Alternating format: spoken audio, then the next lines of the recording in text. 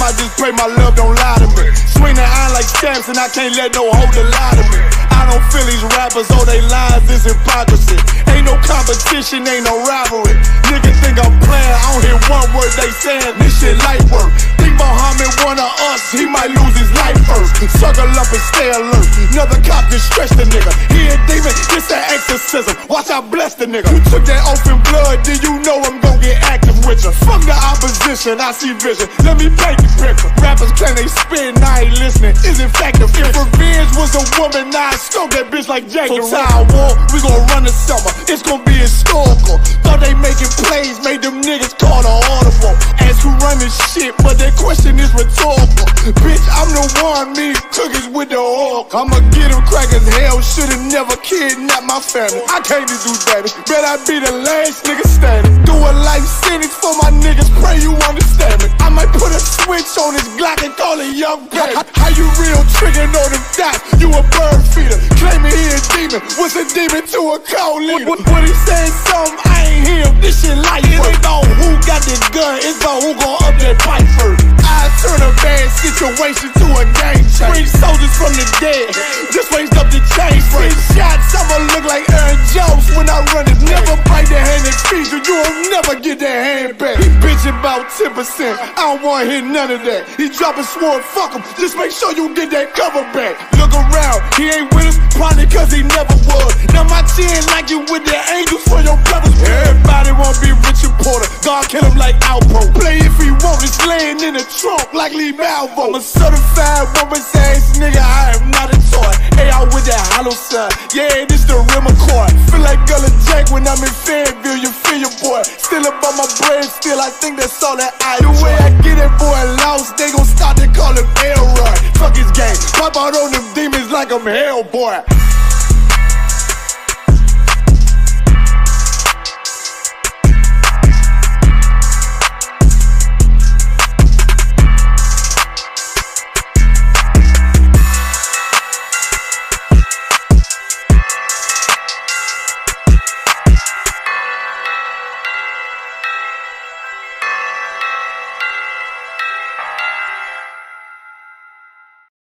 Hey, Shalom, Israel, what's going on, man? Priest Captain Dawhar here, standing with Officer Tabawan. We coming from Hollywood, California. Just off the BBC interview, letting everybody know that the I.S.U.P.K is going to take over, man. But check it out, this is what I want you to do, right? Command GEN.YAHANNA just dropped a new YouTube channel. The most controversial man in America, man. Subscribe to his channel, America on Fire, Monday, Wednesday, and Saturday. Shalom.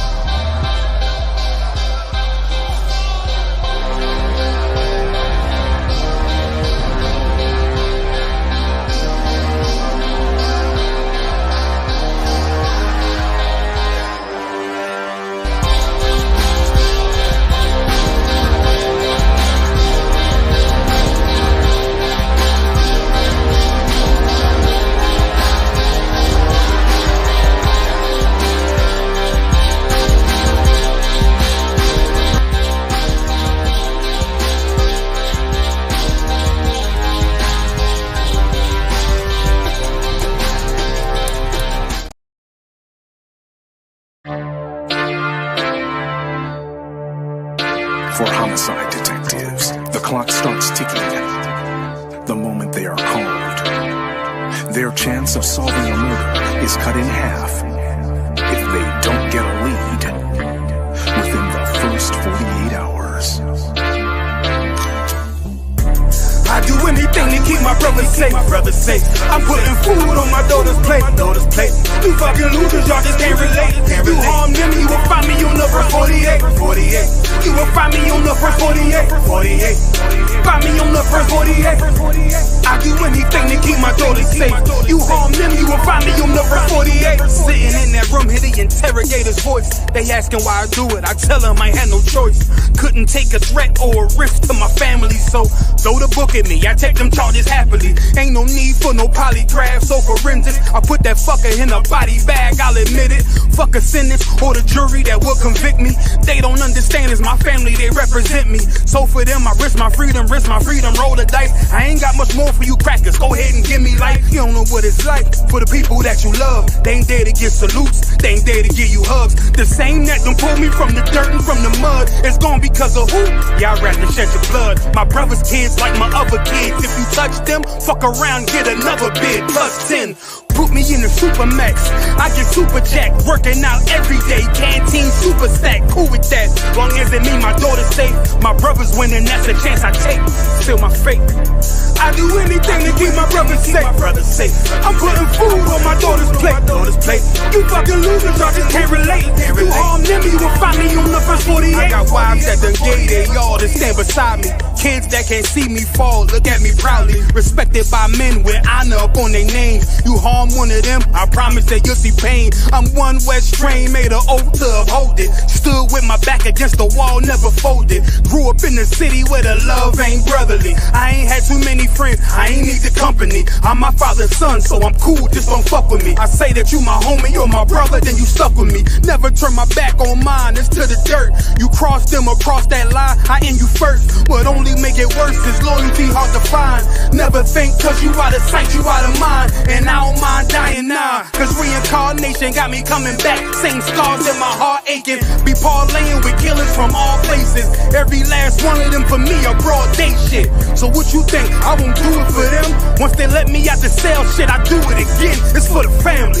I do anything to keep my brother safe. I'm putting food on my daughter's plate. You fucking losers, y'all just can't relate. You harm them, you will find me on the first 48. Find me on the first 48. Find me on the first 48. I do anything to keep my people safe. You harm them, you will find me on the first 48.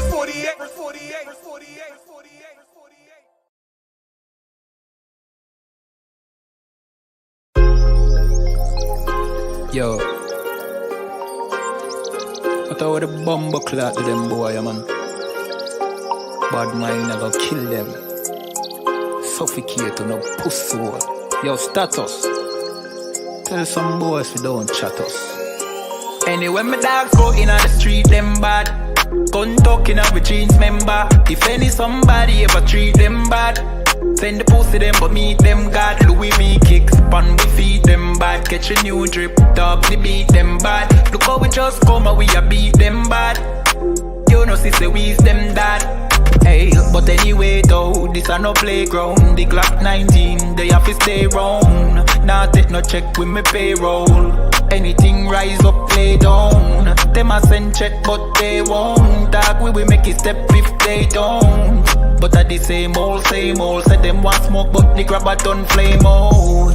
A couple gyal a come through, gyal a WhatsApp what she gonna come to. She a give me tap and she swallow some juice. Gyal a suck cock till me Jonathan blow. Bentley van a come through, convertible drop top still have a sunroof. The dog them roll strap you want proof. Alright, wanna move. Anyway my dogs go in the street them bad. Gun talking up with jeans member. If any somebody ever treat them bad, send the pussy them but meet them God. Louis V kicks pan we feed them bad. Catch a new drip, dog they beat them bad. Look how we just come and we a beat them bad. You know sister we's them dad. Jeff say go fuck it up, so we fuck it up. Big up all of me friend them all who me never big up. All who know they ass up, I ain't in a cup. Life shake up, you know me friend but that's how we go. Greenfield say we tough, so we a fi bust. And all who a flip up and a lip up a fill it up. Girl pussy way buff, one give we a fuck. One the pussy bust, one her belly stuff with the fat cock. Nicky me give back shot really. Girl a bad hype up if you're not that pretty. Money say make you know him can't chat silly. Anything we beat we have a fat clock with it. Flick your bad with it, this a chop city. Anywhere we go we a lock that city. Money in a pocket city, fat Billy. Don't come around if you're not family. Anyway my dogs go in on the street them bad.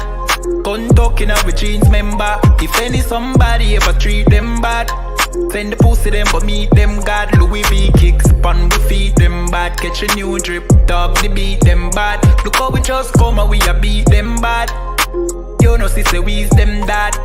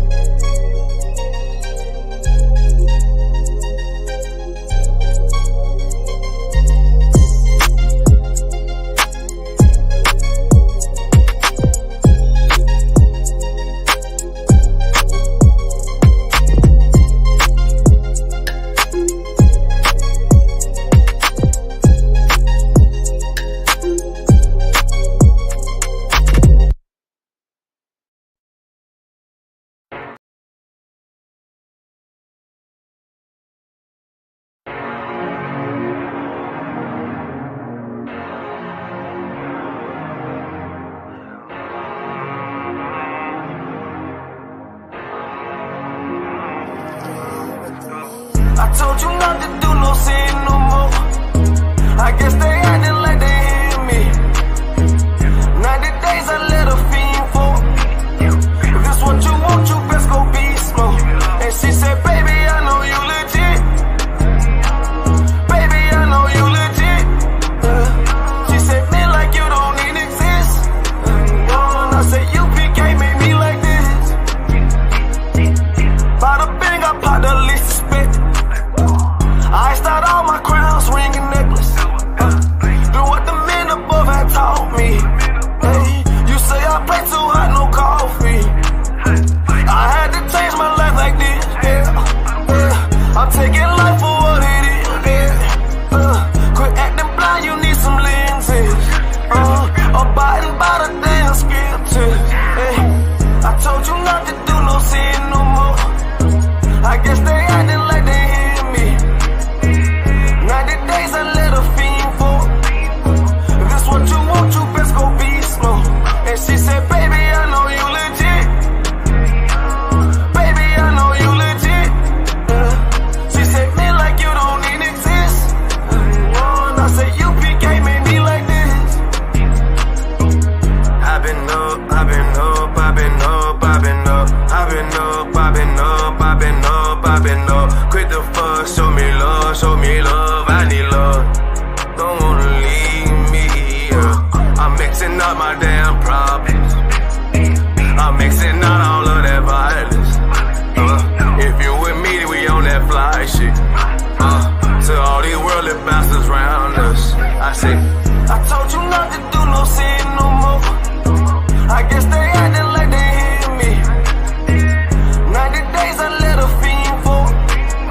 If this what you want, you best go beast mode. And she said, baby, I know you legit. Baby, I know you legit. She said, man, like you don't even exist. And I said, U.P.K made me like this.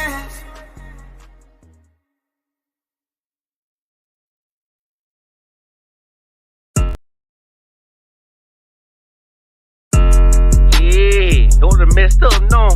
Bad news is to beat your home, nigga. Yeah. Go on, get on his ass real quick one time. 144, baby. They said you get on, you gon' represent, I said of course. Soon as they crank that beat, I ride that bitch just like a horse. She about to go dumb, yeah, bitch, me a whole car. You ain't know they call me Obi-Wan, I come with the force. You gon' ride, yeah, of course, get it lit up like a torch. You even low on this Lord, so that bitch is either or. Yeah, I know them niggas ain't cut like that, I swear I'm to our core. Wait up, let me make a call right quick, I'ma start another war. I was hurting when she left, but I don't care about anymore. I need a Vaselina like my Nina Puffer bar. Took a Zach, watch the dark. Matter of fact, like a dart. Any problem, let them come. We gon' snatch they soul like Shang-Chi.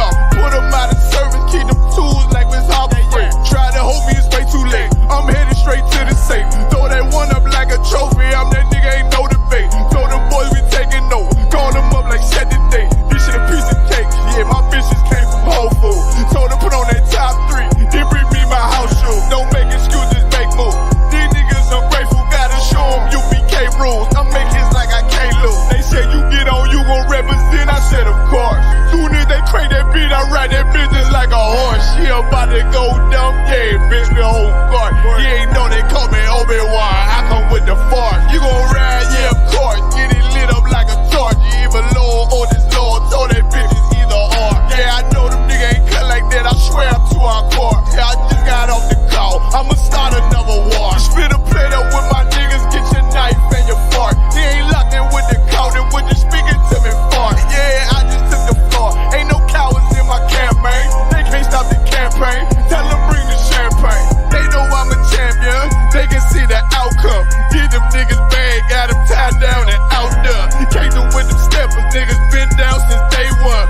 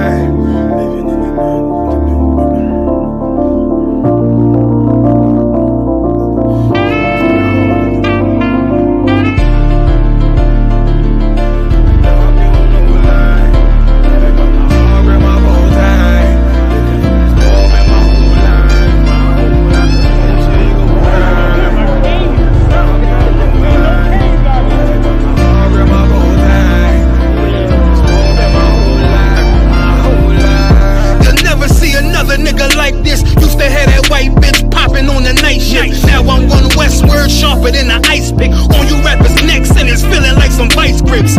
Yeah, that's light shit. Send my bro a kite quick. Ties of war, we ain't forget about you. Keep your light lit. Rappers can't see. Most of them scared to witness. Go on, close your eyes. There's one right here for the trenches. Bad bitches, natural hair or extensions. Hood niggas that'll probably grip like some dentures. Brothers on them fences. 23 and 1 out. Praying that that commissary hit before it run out. Bitches on the gram, dog filter with their tongue out. Couldn't stay home because they found the dugout. Closed casket, burner in the low jacket. My co-captain, riding on these whole rappers. My hoes fabulous. Now I don't mean that derogatory, but I'm a player and there's no my women riding for me. I avoided Maury. I got 2 jets. If I can't make it through for them, then I'm useless. Sit down that roof, Chris, with a couple bosses. After the war, just to count our losses. It's not many. You see a smile on my face, but I'm not friendly. Going on my way, sipping white Henny. I just hope this shit go right. Living in the dark, you don't know light. Gotta got my heart with my bow tie. Waiting on the swerve in my whole life. I just hope this shit go right. Living in the dark, you don't know light. Gotta got my heart with my bow tie. Living in the swerve in my whole life. My whole life. It's so melodic.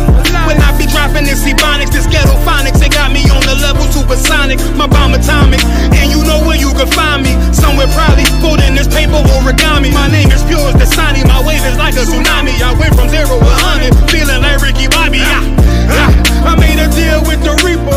Got a couple wives, they some keepers. Talk a lot of shit, but you can't walk a mile in my sneakers. Bitches go to Miami, come home with change features. Now she got a BBL, her ass fatter. Trying to show up all them niggas that laughed at her. Now when they see her, they only wanna fuck her. They just wanna touch her, they don't wanna cuff her. They just wanna come and kick it with her like a punter. Turned her to a runner, now it's all aboard the train. Fenty on her face, but it's not concealing the pain, it's a shame. That's why I'm in the hood like some rap snacks. I know niggas kill you and your mama for a scat pack. Dark tint, matte black, they do it for half that. Had you like 90s Missy in a fucking trash bag. I'm from Philly, we don't do bank accounts, just cash app. I spit a verse and I just watch the time slow. This that guy flow, this that shit that rappers die for. This that uncut Taha Wall straight from Pablo Escobar. I be at the bar like Moscato. They think it's effort, but no, this that block work. Make the countermeasures, take pleasures, making an op hurt. Light is in the sky, cause every verse is a concert. My mind work at speed y'all can't fathom. Listen to the words of a champion. It can't, the streets need another anthem. I just hope this shit go right. Living in the dark, you don't know light. Gotta got my heart with my bow tie. Waiting on the swerve in my whole life. I just hope this shit go right. Living in the dark, you don't know light. Gotta got my heart with my bow tie. Living in the swerve in my whole life. My whole life.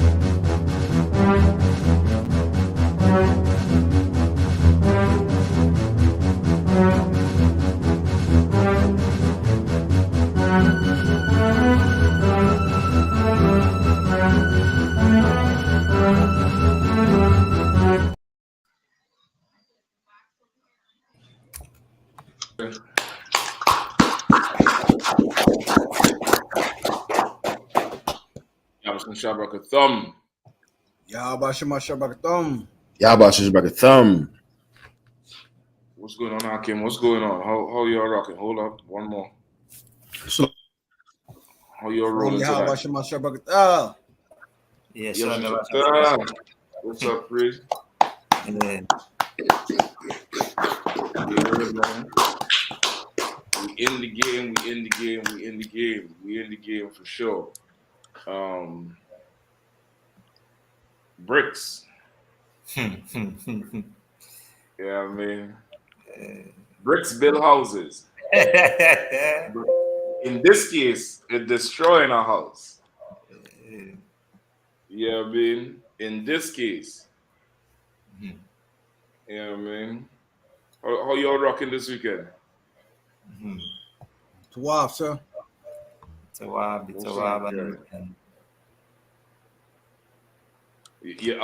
Tawab in Trini Hell. Right now it's having a little visual in Carnage for the brother who for the brother who get police mistaken identity. Yeah, so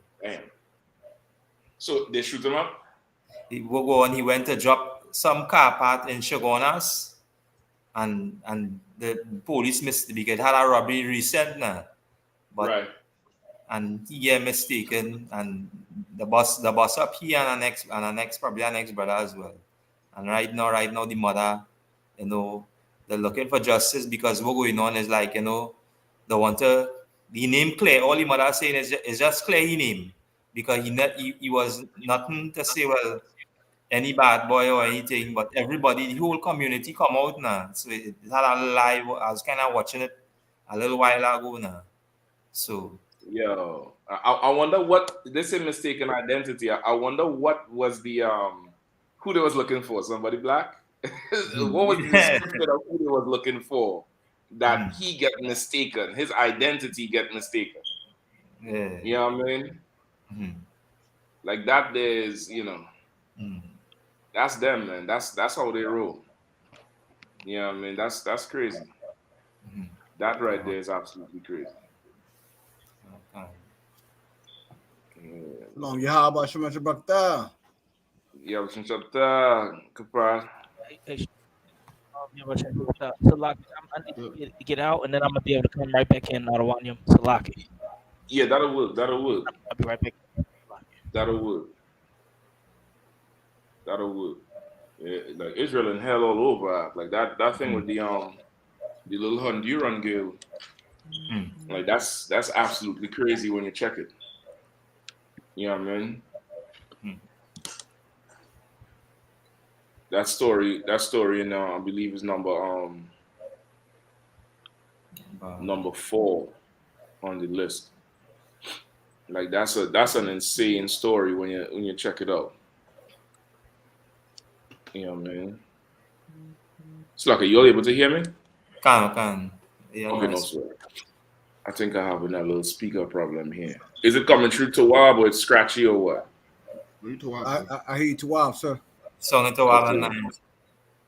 Okay, y'all clear too. You know what I mean? Y'all super clear.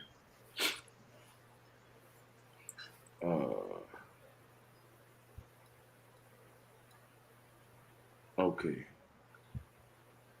Yeah. So if I don't know what you want to start with number. Go ahead. Oh no, I was checking to see if y'all can hear me now. I talking over here. I think you're on mute. No. I think I'm gonna come pick up the wrong headphones. Right. Yeah. You just bringing something up, bro?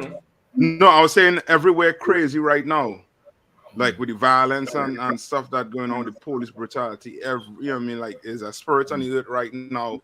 You know what I mean? If you're not in here, you know what I mean, you're liable to be, you know what I mean? You know what I mean? I say I'm mistaken identity. You know what I mean? If you're not in here, brother. Everywhere have it right now. That go right into one of these stories. We could jump to number 4 after, but if somebody could pull up number 13. 13. Yeah, number 13. That would be the one until everybody else come through. But number 13 is that's ridiculous right there. Whenever whichever one of you will have it through, if you could read. Yes, so like I said, I have it right here. Yeah, go ahead then. Right? NYPD planning to lower punishments for cops on certain charges. Good night. Now they make a mistake, somebody lose their life. You know what I mean? If they make a mistake, somebody loses their life. But they now could get to, there's somebody lobbying to lower charges when they make a mistake. Meaning the only recourse that, the public had with, trying to, push them back and stave them back. Now they don't have that. You know what I mean? Now that's not available anymore. You know what I mean? Anymore? Can. The NYPD wants to lower punishments on more than half a dozen police misconduct charges, part of a series of proposed changes to its disciplinary guidelines revealed at a public hearing on Thursday. That's nigh onto them lowering the standards. You know what I mean? Lowering your standards. So guess what you're gonna get?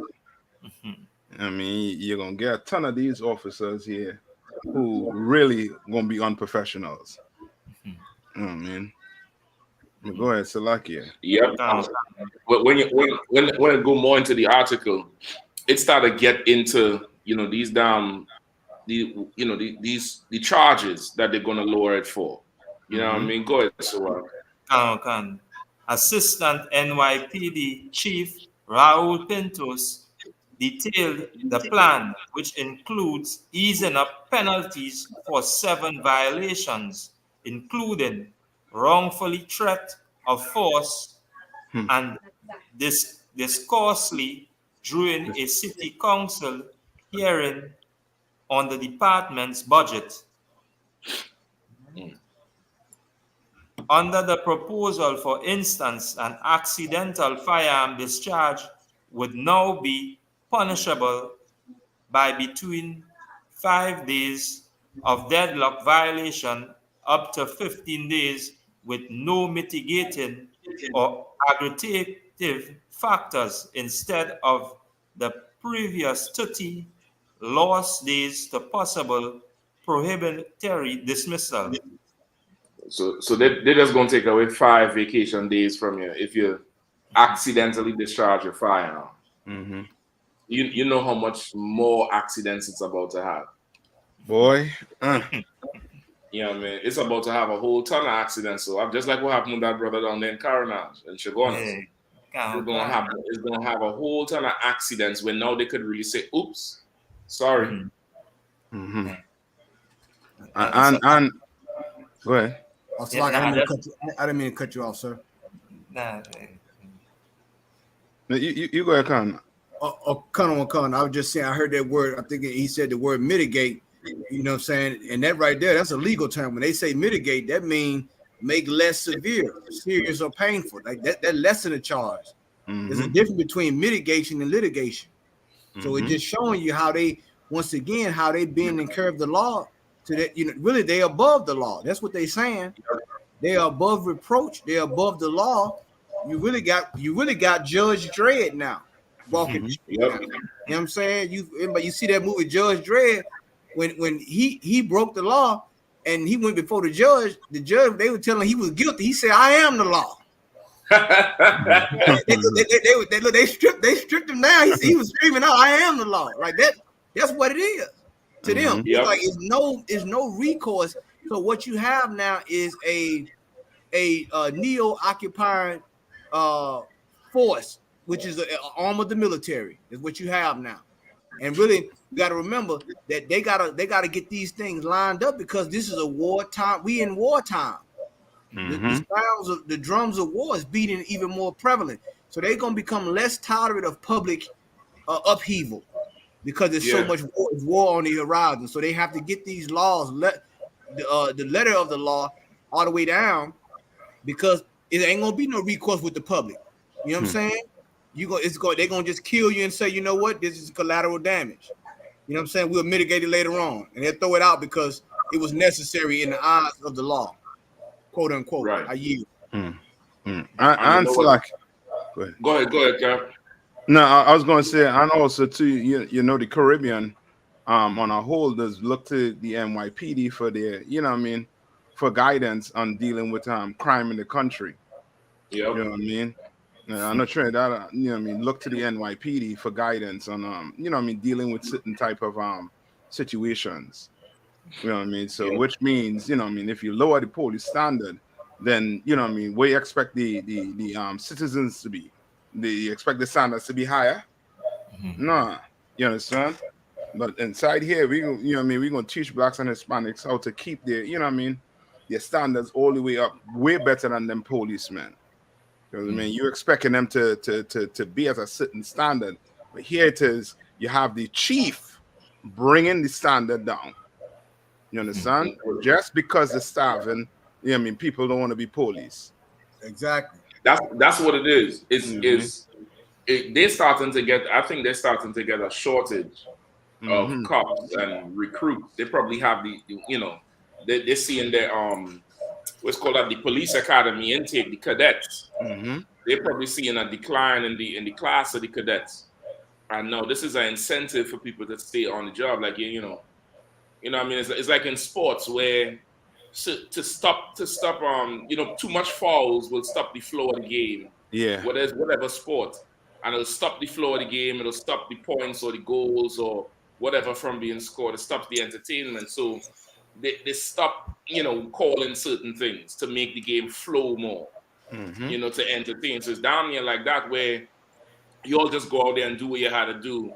Don't worry about it because, you'll only get 5 days for this. You'll only get this for that. You know what I mean? And it gets even worse. So I read a little bit more. Go ahead. If I could, man, this is giving me PTSD from when Giuliani was in office with the whole stop and frisk and everything. It even says here they want to ease penalties on things like wrongful threat of force. Yeah. That right there, wrongful threat of force, mean that they could just stop you and threaten you. And this is especially during the time where they have all these anti-bullying campaigns, but that's not for black people.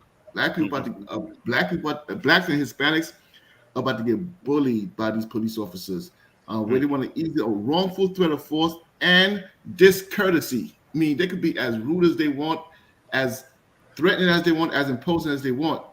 And I mean, you at that point, you're just like a sheep without a shepherd at that point, because guess what? Not one Christian pastor is going to speak against this. No. I mean, fake Israelite camps are going to be on the street saying, I support this because they hate black people. I mean, so that's just crazy. And you know what the threats are? the threats ain't stop talking, I'm going to lock you up. That's not the threat. Yeah. The threat is N-word. If you don't shut your effing mouth, I'm going to put this bullet through your effing head. Yep. You don't shut your mouth, I'm going to put this bullet through your child head. That's what that threat is. You understand? He threatened to shoot me. He threatened to kill me. He was rude. They're getting a slap on the wrist for that one. Yeah. You know what I mean? And this is on the back of, last week, DC called a council, UPK, they are councils left, right, and center. DC had Mayor Bowser in council over the crime rate in DC. They was getting ready to nail her to the fence over the damn crime rate, all the shootings that happening in Washington, D.C. And they called her to a council over that. So don't think one ain't have nothing to do with the other. This is, New York stepping up because overall gun violence done gone through the roof in America. There's so many incidents of violence, happening, random ones, not just the robberies and the carjackings, but you know, some of these oppressors are they for sure. One of them, he using a blower in his damn house, and the blower volume is too loud. His neighbor come and blow his head off. Wow. You know what I mean? Totally blow his head off. You know what I mean? So this is for sure something that I ain't seen an end to it. They're just gonna give them more room to do what the hell they want to do. And I can clearly see, I mean, what demographic is going to affect most. You know what I mean? Like they're trying to say that that the young blacks in New York is the problem with all the shootings and random shootings that have been going on in New York. Right. I mean, but they're not putting nothing in place for the oppressor when he commits his mass murder. You know what I mean? Right. Nothing put in place. You know, all the talk is they're gonna ban this AR-15, you know what I mean, and this, that, the other. But nothing is being put in place, like, you know what I mean, like these things, you know what I mean, these guidelines being put in place for black people in New York. You know what I mean? Because I don't know if you all hear about I think that's one of the stories too with Chef J and Sleepy Hollow. When with them taking them down. You know what I mean? And the type of evidence they have on them, man, you a drug dealer out there, guess what? You really working for the government. They know who you are. They know what the hell you're doing. They know everything you're doing. You know what I mean? Especially you could be on whatever platform, the dark web, whatever. They know what the hell you're doing. Because brother, you all need to go take a look at the what you call it again, the conference they had where they was breaking down all the gang members, the gang this, that, the other in New York. Like they know they know everything. You know what I mean? Have them in text messages, everything. You know what I mean? So you know what I mean? So this whole thing here is to say that, you know what I mean, black people is the issue in these cities, inner cities. So they're gonna crack down real hard on them. Man, that ain't gonna stop the mass killing. So Lockie, if I could add to what you're saying, Captain Ata, and from a biblical perspective, I just for all the naysayers out there who want to speak up against the I.S.U.P.K, understand this. What you have here is the law being open, quote unquote, for interpretation. I want to repeat that one more time. What you have here is that the law is being open for interpretation. And when you have a law, which is why we tell you that the Bible, God's law, is not open for interpretation. When you have the law or the law of the land being open for interpretation and those who have authority can dictate it how they want, what you have is lawlessness.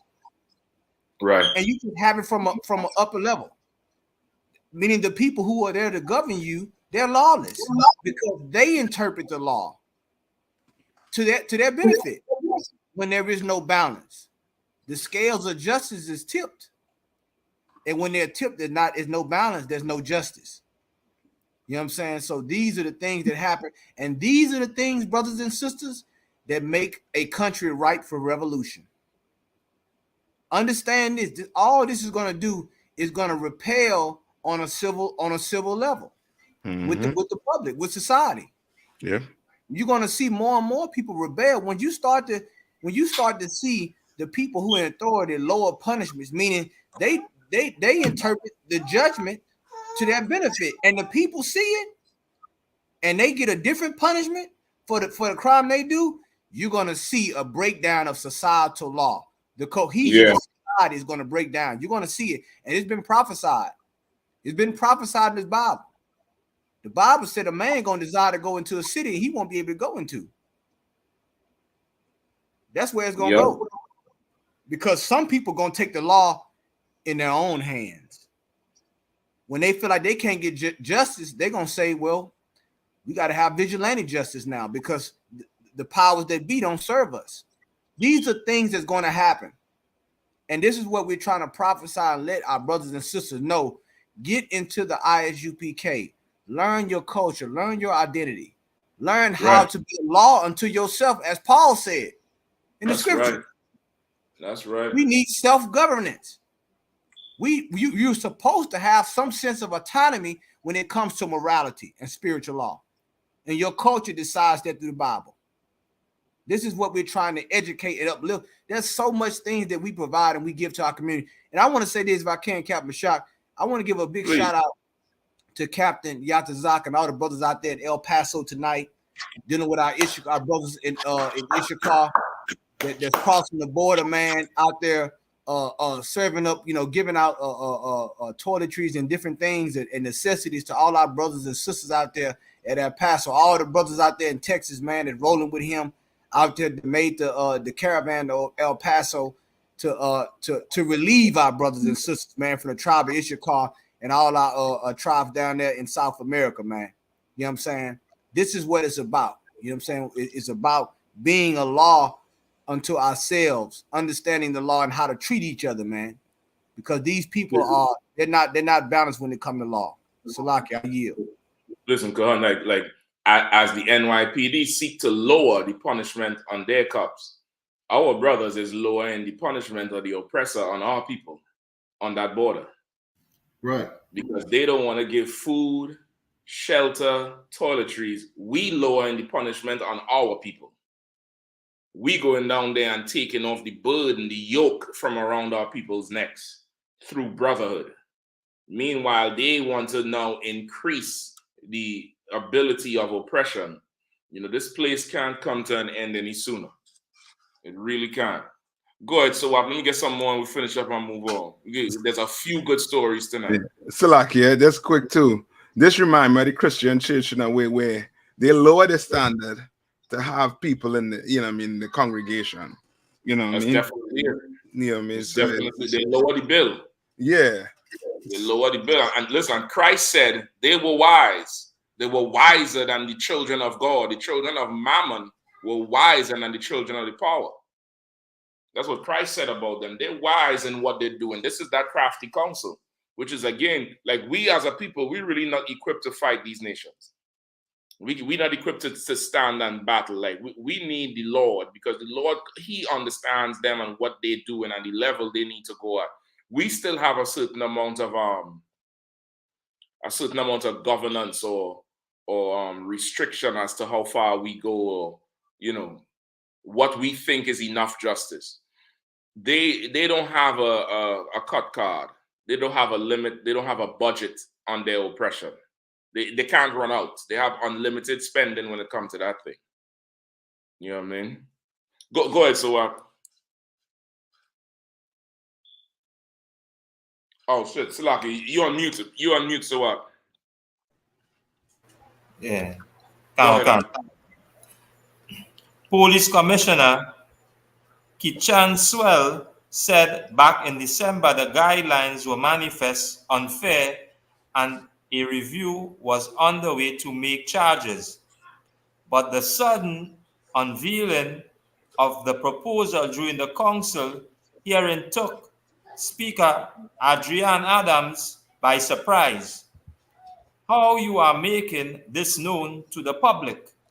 Pressed Adams, who added that she had been unaware of such a plan. Pintos said the NYPD wanted to use hearing as an opportunity to make changes to the council, and those who are watching, adding, well, call our media partners and try our best, well, leverage our online communication channels to let the public know. Go ahead. I think with something that we spent a lot of time working on, the least the NYPD could have done would have been to provide this council with a memo prior to having this information coming out of questioning Adams shot back. The department they ain't got no order in that council. They need to come and sit in a UPK council and get some damn discipline. That's right. They presenting something to the council and the council, there ain't no shit about it. Anybody else have anything? Yeah, me, Officer 45, not even 50. Officer 45. Right. I got XYZ here and blah, blah, blah, blah, blah. Right. And who's your camp leader? Tell him to give me a call after the council. That's what the fuck happened there. Get out of order bad. You know what I mean? Did they describe any more of the punishments they want to lower? It just right. I just listen them. I just jump a little down, right? Yeah, jump down a little bit more. Come. According to the plan, the lowest possible penalty cops face for following violations will be reduced even more, right? Label them out. 1, failure to invoice property would be decreased from 5 lost vacation days to 3. Hold on. So they could steal your shit now. Mm-hmm. So if you don't invoice the property correctly, they'll take away 2 vacation days a weekend. Yeah, 3. Yeah, 3. You know what I mean? It goes down from 5 to 3. So they're just taking away 2 days.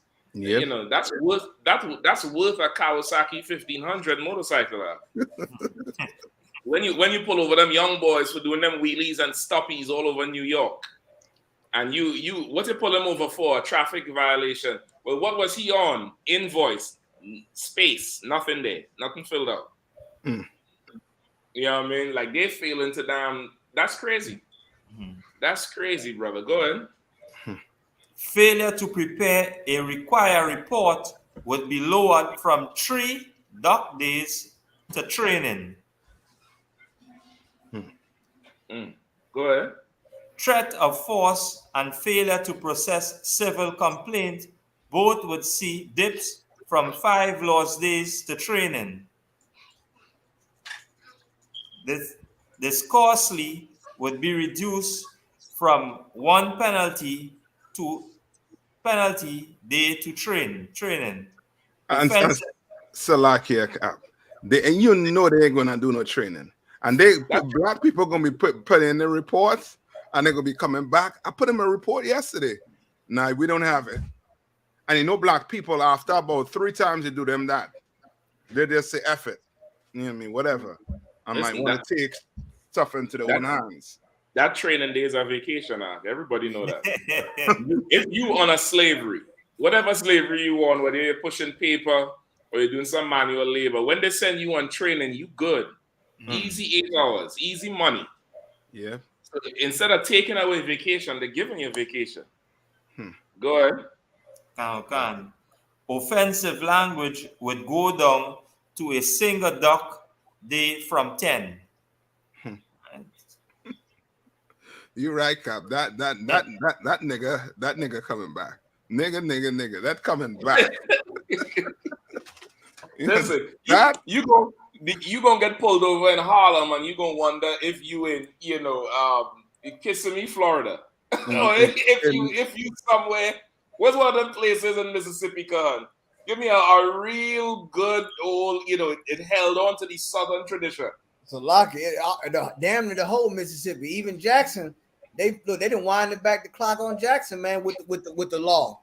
They damn near appointing their own all-white council to govern the police department in Jackson. So, I mean, the state of Mississippi is like a what you call it? I ain't gonna say a time stamp. It's a time warp. It's like a time warp. It's a time warp. It's one of those states you can go to, and you can go to a bed and breakfast and still have the same ceiling fan the slave master had on him when you know what I'm saying, or the area, it's one of those states, man. You know what I'm saying? So I mean, it's going there, but guess what?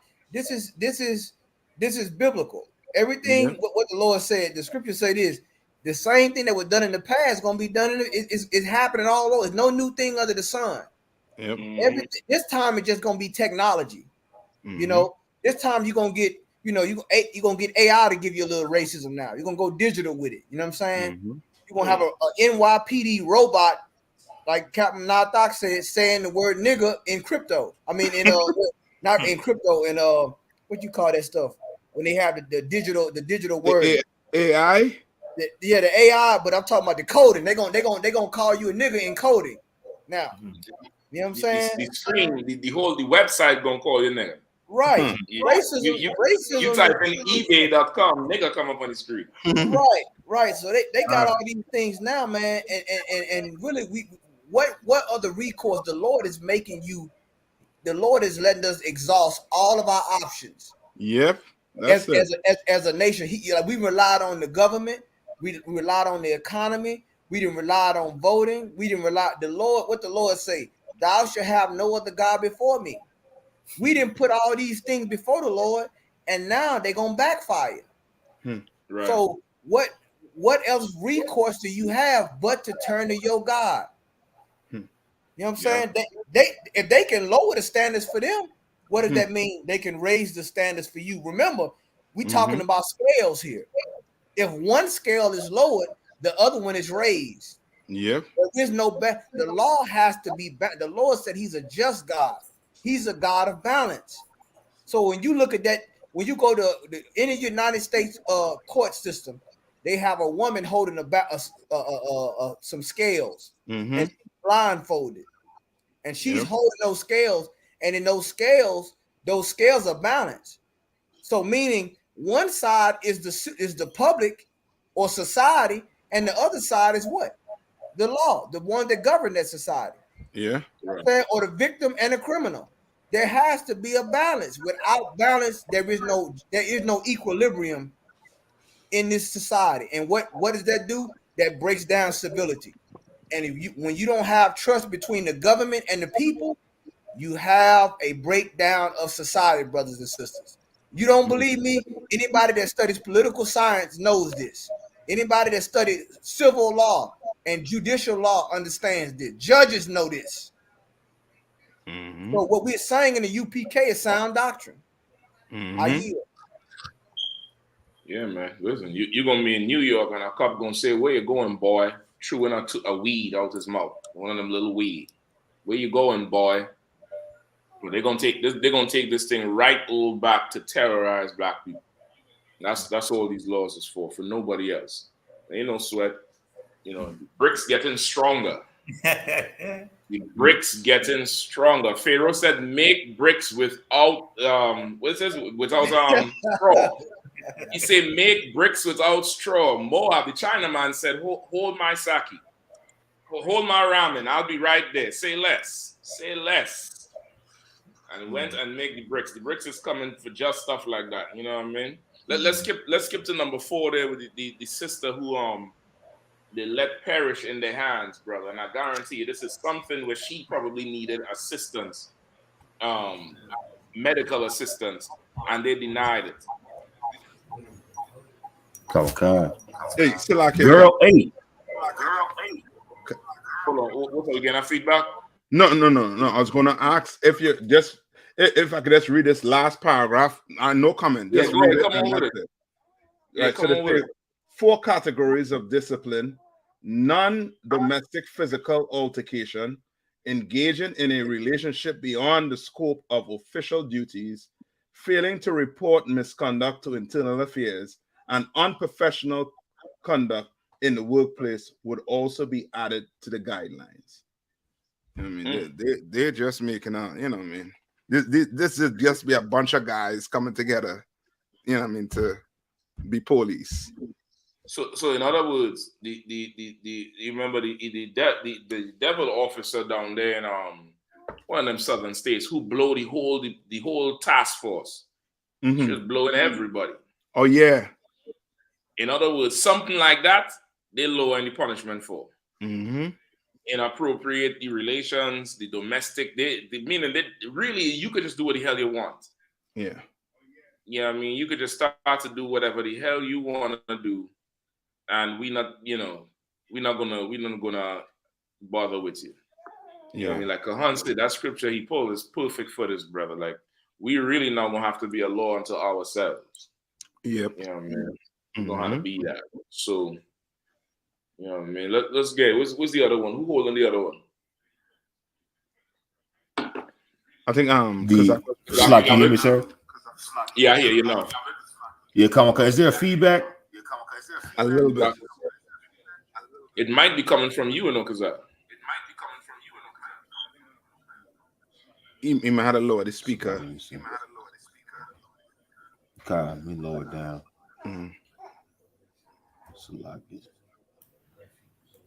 Yeah, it's gone now.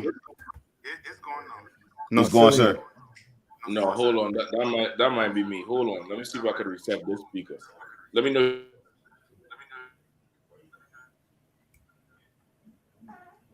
Justin. Test 1 2. Still here in the river. Okay. Go ahead, Kazak. Let me see if I could restart my shit here. Come on, sir. Girl 8 dies in U.S. Border Patrol custody. Officials say. You still hearing the reverb? Yeah, can't Class, sit here. check your mic. Mine is on mute. Connected. Damn. You gotta find this one, boy.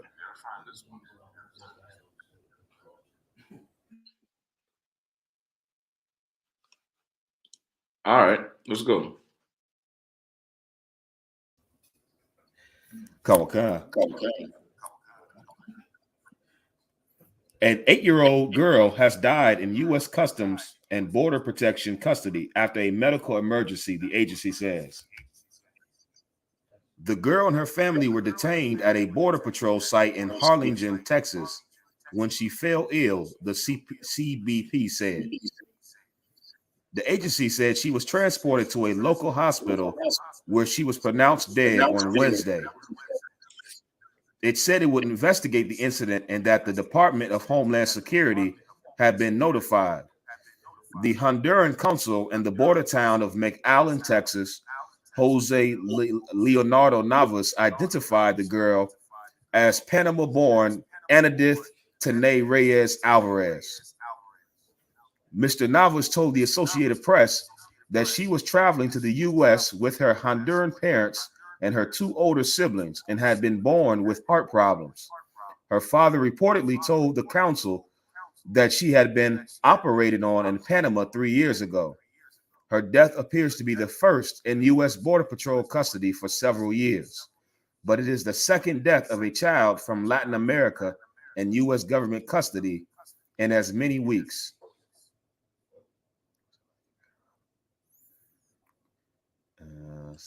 Yeah, that's so this I think this is the little girl right here. Right, I think this is the young sister here. You know what I mean? And they say, okay, she needed the help. Kazak, I think it's definitely coming from you. The other computer, you could close that off and just leave the screen up. Your screen you're on now. All right, that might help. You know what I mean? So this young girl here, I think that was a dog. It was a double feed somehow. So she was coming across with her parents, and of course they get detained, and somehow mysteriously she ended up dead. Now of course they're trying to make it seem like she had a medical problem, but you know, with how these oppressors do, brother, ain't no telling what they did to this little girl. You know what I mean? Like, why was she separated from her parents in the first place? How they keep saying medical this and medical that. Who knows what they classify as medical something on a federal border patrol?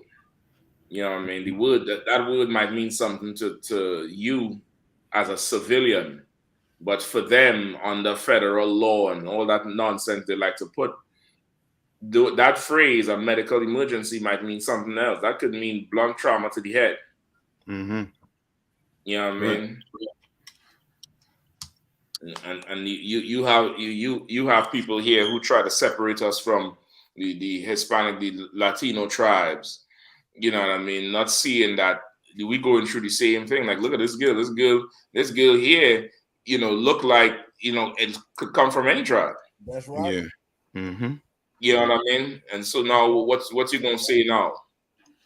You know what I mean? Go ahead, Priest. It's just so heavy, man. I looking at this young beautiful sister, man. One of our babies, man, being, you know, not being able to get the type of treatment that you need.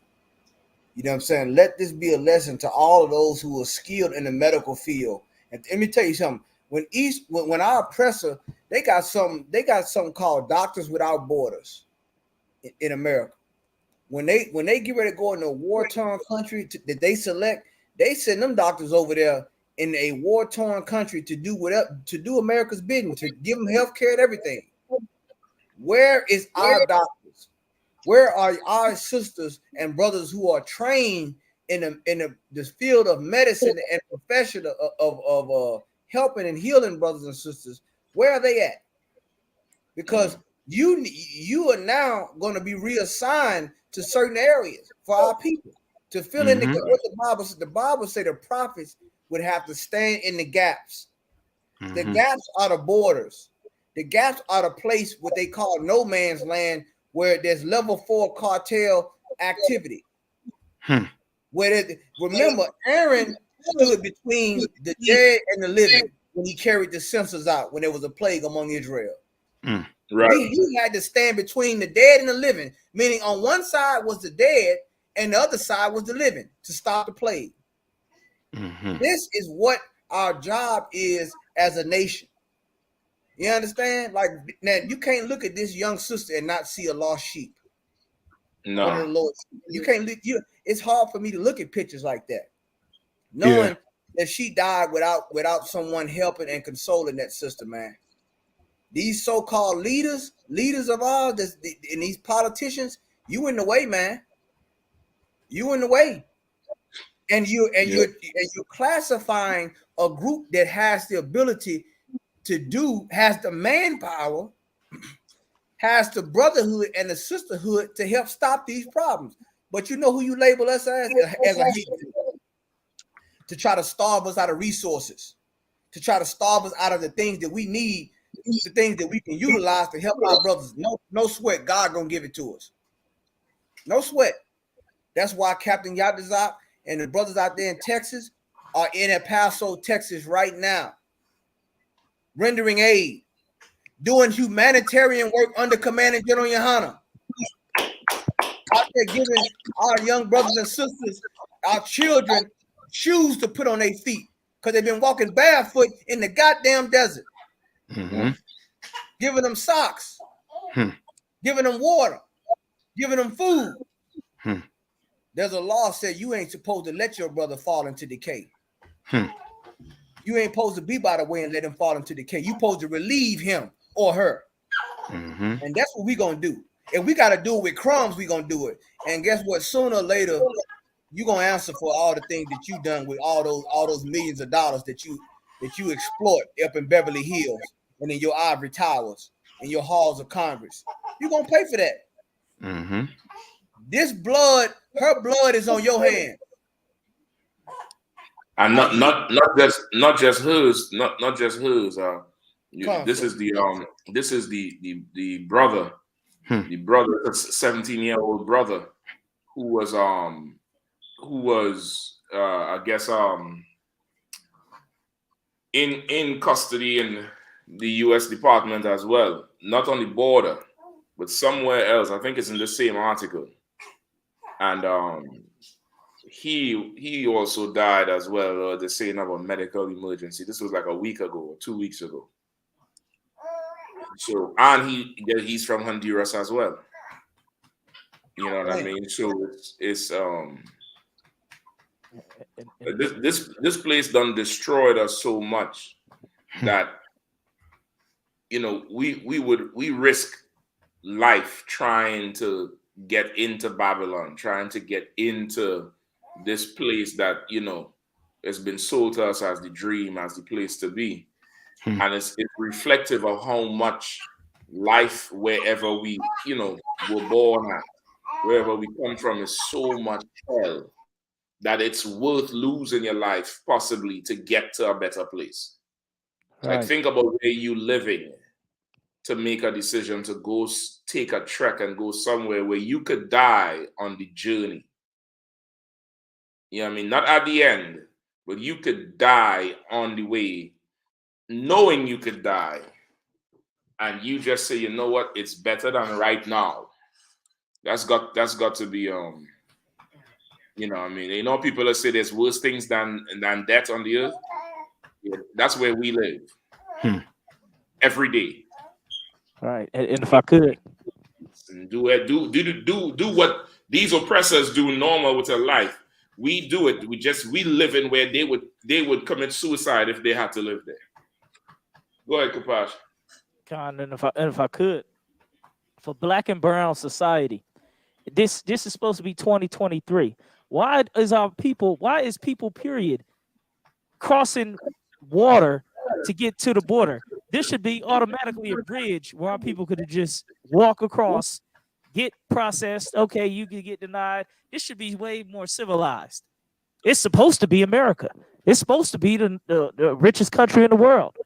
They say the oppressor, they used to say, oh, the oppressor ain't like how he used to be. Now he's civilized. He ain't like, that's back in the day. Well, hell, this right here, this the way things is on this border is not conducive of a modern first world country. What they got on this border is less than third world countries got on borders when it comes to migrants trying to come in from war-torn countries. They're breaking every Geneva Law Convention, every international law on humanitarian aid. They're breaking all of it. They ain't keeping none of those laws. The same laws that you try to say, look at these other countries, South Korea, Russia, China, they got a humanitarian human abuse rights. America got more human abuse rights than all of them. But this is supposed to be the land of the free. It's supposed to be the top-notch country. It's a million billionaires, and they sophisticated. Everybody, we got suits and cars and internet and cell phone. But when a person trying to come over to the country, fleeing a famine or drugs, drug wars, they gotta walk across a damn river, like swimming, like they goddamn, like this some damn what's that Frogger damn video game or something. These are human beings. They should be able to walk across a bridge and walk into. Go ahead, Salaki. Meanwhile, Kapash, I mean to cut you.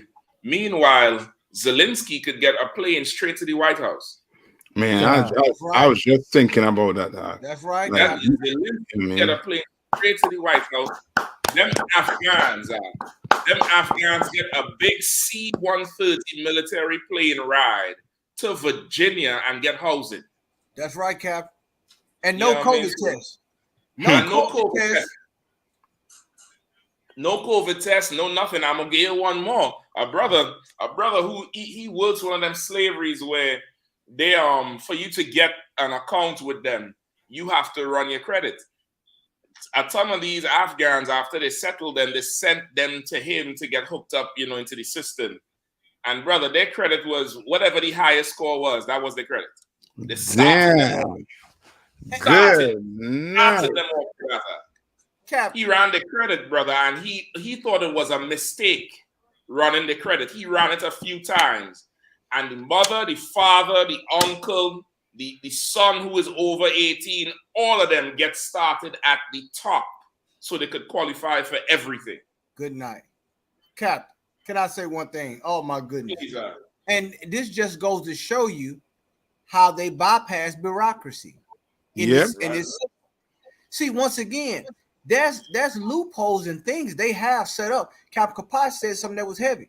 Yeah, they may not be a citizen, but are they human? Because you come up to camp all the time against the I.S.U.P.K, and what are the first thing you tell us? We all human. Really? Really? If we all human, then why can't the people at the border get human rights? Right. Explain that to me. They bleed red, like you say. But then you want to come against the I.S.U.P.K, and that just makes me think about a scripture. Can I get one scripture, Captain? It just sticking out.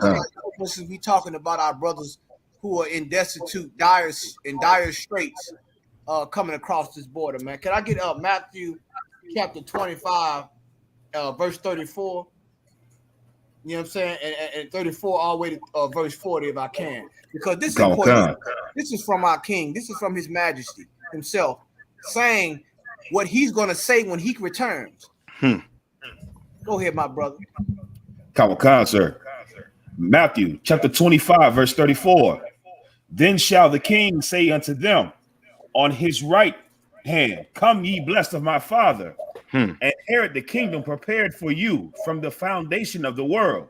This is our king telling those on his right hand, those who are righteous, that look, now the kingdom is here. I want you to inherit the kingdom prepared for you.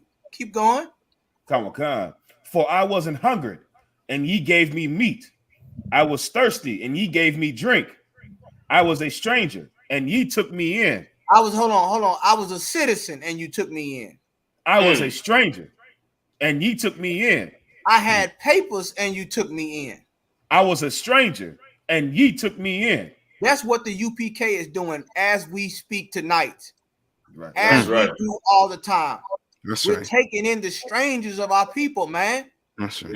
Those that are destitute. Christ he taking record. The angels is taking record of this, man. Keep going, my brother. Come on. Naked, and ye clothed me. I was sick, and ye visited me. You understand? I was in prison, that young and ye sister came was sick, unto man. me. That young sister was sick.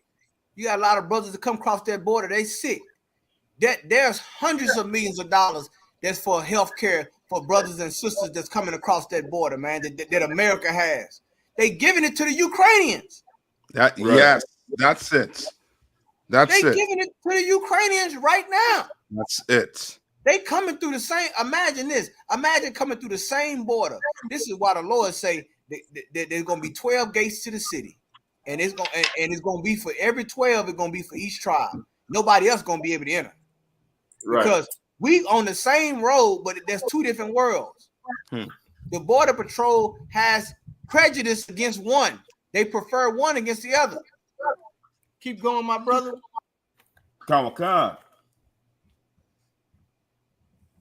Then shall the righteous answer him, saying, Lord, when saw we thee in hungry and fed thee, or thirsty and gave thee drink?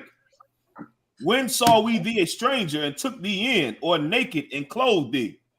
Or when saw we thee sick or in prison and came unto thee? And the king shall answer and say unto them, verily I say unto you, inasmuch as ye have done it unto one of the least of these my brethren, ye have done it unto me.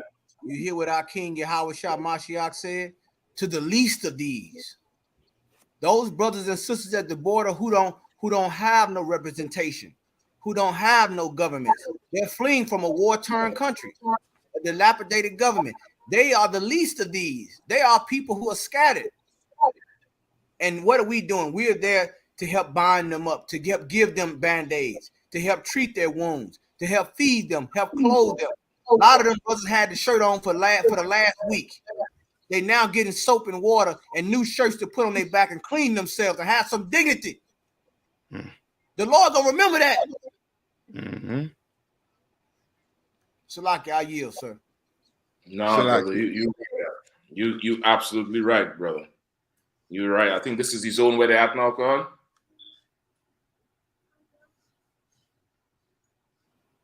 I believe this is where they're at. Con, sir. That's where they at, right there in El Paso. They still out there right now. It's dark out there, but they out there right now with the brothers, man. Teaching the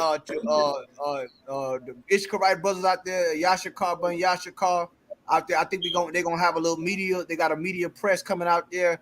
They out there with the brothers, man. A lot of brothers don't want to be on camera. Sisters don't want to be on camera, but they getting it. They're bringing it to them. They're bringing it to their tents and things like that, man. Making sure they got what they need, man. You know. So they definitely, shout out to Commander GEN.YAHANNA, man, for authorizing this mission. The generals, General Muhammad, General Sharmar, General Mayak, General Hazayan, General Kobalamov, General Katham Gabar, all the generals, man, that really, guiding the brothers, man, and Captain Yadazak doing an excellent work out there, going to the border, El Paso, Texas, and rendering aid, man, for our brothers, man. I could just say something too, Cap. I read in something. I look it up, right? To say how much has the U.S. given Ukraine since 2014? Since 2014, the United States has provided more than 39.7 billion in security assistance for training and equipment to help Ukraine preserve its territorial integrity. Now, you cannot tell me that they don't have the money for whatever medical assistance these brothers and sisters need on the border. You cannot tell me they don't have the money to help Black people in these ghettos. You understand? You cannot tell me that. UK give them over 2-point-something billion, which then you know that these countries could come together and help us based on our circumstances. We not in a geographically advantageous location. NATO not trying to set up anything in El Salvador. NATO not trying to set up nothing, in Cuba. You get the point? Like we not of interest to them, and it's absolutely fine, to be honest with you. To be honest with you, what the oppressor doing to us is fine. He in his kingdom, he get his right. In the kingdom of heaven, they better not cry. They better not say nothing. Don't come up like was the boy who said, "Please, sir, can I have some more?" Oliver Twist. Don't come with like Oliver Twist. Don't ask for nothing. Whether if you get chicken beaks and salt, make something with that. Yep. You get 3 pounds of fingernails. You better boil that shit down and eat it. Right. You know what I mean? You better do it, because what you did to us is going to be repaid to you. We're going to be fine. We sinned against the Lord and we know it. We're going to run through this thing. And that's the proof too. Like the oppressor go through something, he ready to go end his life. Yeah. We suffered through it. We suffered through it and tried to look for the other side and make it better and damn near change our life on the way to it. But they can't take that. Go ahead. Yeah, and just to add to what you're saying too, we suffered through it and we blame ourselves for it. Exactly. That's a show, how, like our mentality. Like we suffer through it, not knowing is the system that he has you in. You know what I mean? You thinking you're in the Caribbean and your people, they're suffering just because, not knowing they're sucking the life out of your country. Yeah. You're sucking the resources out. I don't know if you all saw the interview the Bajan prime minister or president gave I forget what TV station it was, and they was trying to say that their parliament was corrupt, and the Bajan woman the prime minister was cutting them to a piss, saying that you all sucking our resources dry. You all don't even look at the corruption that has been taking place in Europe and all over. You know what I mean? With you all, you know what I mean? Cut the piss out of her, because that's what's going on. I know that's the thing. Nobody would say it because of the whole IMF thing and trying to get funding. You know what I mean? If I could, I just wanted to play a little bit of what Yatazak was saying. I know he was addressing the comment. Let me try to pull it back up there.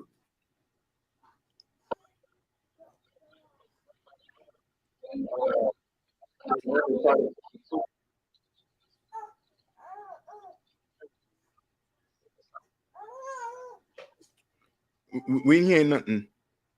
Salakia. They're saying that if they come over here by the border, so right now we in El Paso, right by the border. They ended Title 42, and they told the brothers that they could come over and seek asylum. And then as soon as they started to come over to seek asylum, they started to change the rules. And now they're saying that if they come over here, they're going to get jail time, which will not allow them to get over here to get the asylum that they promised them. So there's some people that are over here that are stuck, and there are like 11,000 that they sending back a day to other countries. They're making it now to where they have to seek asylum in the country that they come from before they can get asylum in the United States. And they're changing the rules. But we out here to help our brothers and sisters. Commander GEN.YAHANNA sent us out here to feed and clothe them So right now we just getting out here. We setting up. We got the food packed. We got the clothes over there. That we still getting everything organized. So we just want to show y'all that we was out here. We getting started. We're gonna be out here all night until this truck is empty. All right. We're gonna talk to y'all later. Boy, Yashaka up there, just I don't know what the hell he's saying. Yeah. But I know I just need to just follow him and do whatever he tells me. I don't know what the hell he's saying, but whatever. Just keep rocking it, guys. I was about to clap like I was behind the cam. That's so serious. That's what I'm telling you. Whatever he getting done with over there, whatever he cooking, line up. So lock it, Cap. Yeah, go ahead. And you know it's so heavy about it, man. I remember the general saying that we got to provoke the Lord.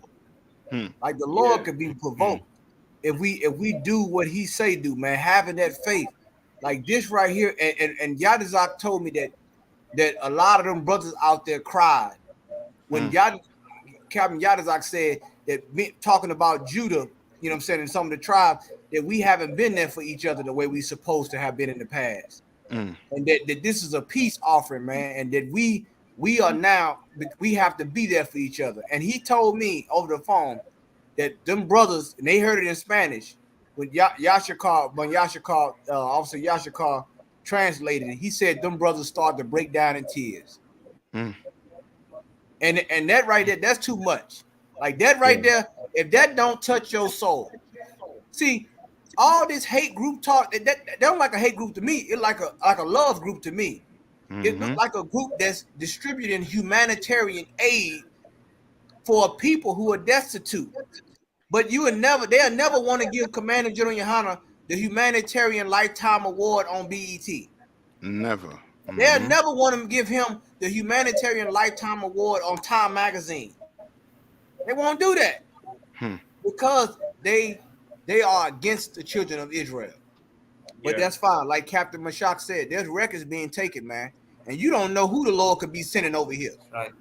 You understand, when we was in captivity and we was running from land to land, the Lord made heroes come out of our people, man. You know what I'm saying? You don't know who the Lord. Remember, there was an Ishkarite sister. She's a young sister. That girl's a genius. They said she up there with Einstein, and she's an Ishkarite.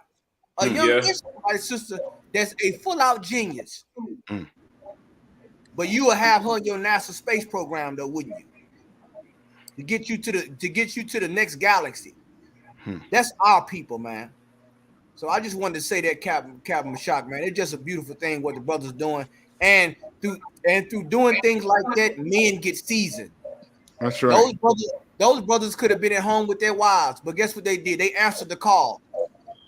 Work ain't just when you feel like doing it. Work is when you don't want to do it, when it's uncomfortable. That's what work is. I yield. And if I could, real quick, but them brothers, what's so powerful about this is what you said. They wouldn't give us no award. You know why? Because we don't include the oppressor. We don't include the oppressor and have him the God of us and have him running everything. This shows that we can do it without him, because that's in most of our people's mind that we can't do nothing without him. We can't help our people on the border unless the oppressor make a law. If he don't make a law, then they ain't gonna get no help. Fuck that. That's not the truth. What you seeing is real black and brown society going to the next level, where we can think and move independently of the oppressor. We don't need the oppressor to have to change this and move that and then help us. We can help our own selves. That's right. They said pick us up by bootstraps, right? What we picking us up by the bootstraps. Well, guess what? Get the hell out the way then. That's right. That's all. Get the hell out the way while we picking everybody up. We gonna pick all 12 tribes up, bootstraps and all. Yeah. So I just wanted to say that real quick. We don't need the oppressor. We doing it without him. That's right. Yeah, it's to that point. I mean, You could imagine whatever journey these brothers took being very horrible journey. And at some point in time in that journey, you know, every time you're doing something hard, there's always a point where you just, this not making no sense. I should give up. Mm-hmm. So imagine at that point, giving up would, you know, be like, everything hates me. The dogs, the sand I'm walking on hates me. The trees, the sun, the rain, everything despises me. A Mexican or El Salvadorian is the worst thing on the planet. And then to come and sit in a city at the side of the road somewhere and some brothers pull up who the oppressor would pay big money to discredit the image of those men on TV with shows like Boys in the Hood and Menace to Society and, you know, all the other, you know, shows we enjoy, while on one hand marketing to Judah where this is your life. And, you know, like, okay, they're showing what's going on. But on the other side, what the rest of the world sees, how Esau puts it, is that you got to stay far from these men. And then to see those same men pull up and come with kindness and tell you that you matter, and I apologize for not being there to you, that brother is going to crumble you the right way, not the wrong way. It's going to break you down the right way, because now it's like, well, damn. There is help. There is a type of hope. Like that there was so spiritual, so psychological. It was, you know, it was more than just feeding people physical food out there. That whole thing. And listen, you know how Israel is. Wait till word travels. Wait till the story get back halfway across the desert about this white truck that pulled up. You know what I mean? Go ahead. They could play with the USD if you want to. Play with these brothers in here if you want to. These brothers here is about the work of the Lord. You know what I mean? And you should never ever get in their way. That's right. And Salaki, you know this remind me of too? That scripture with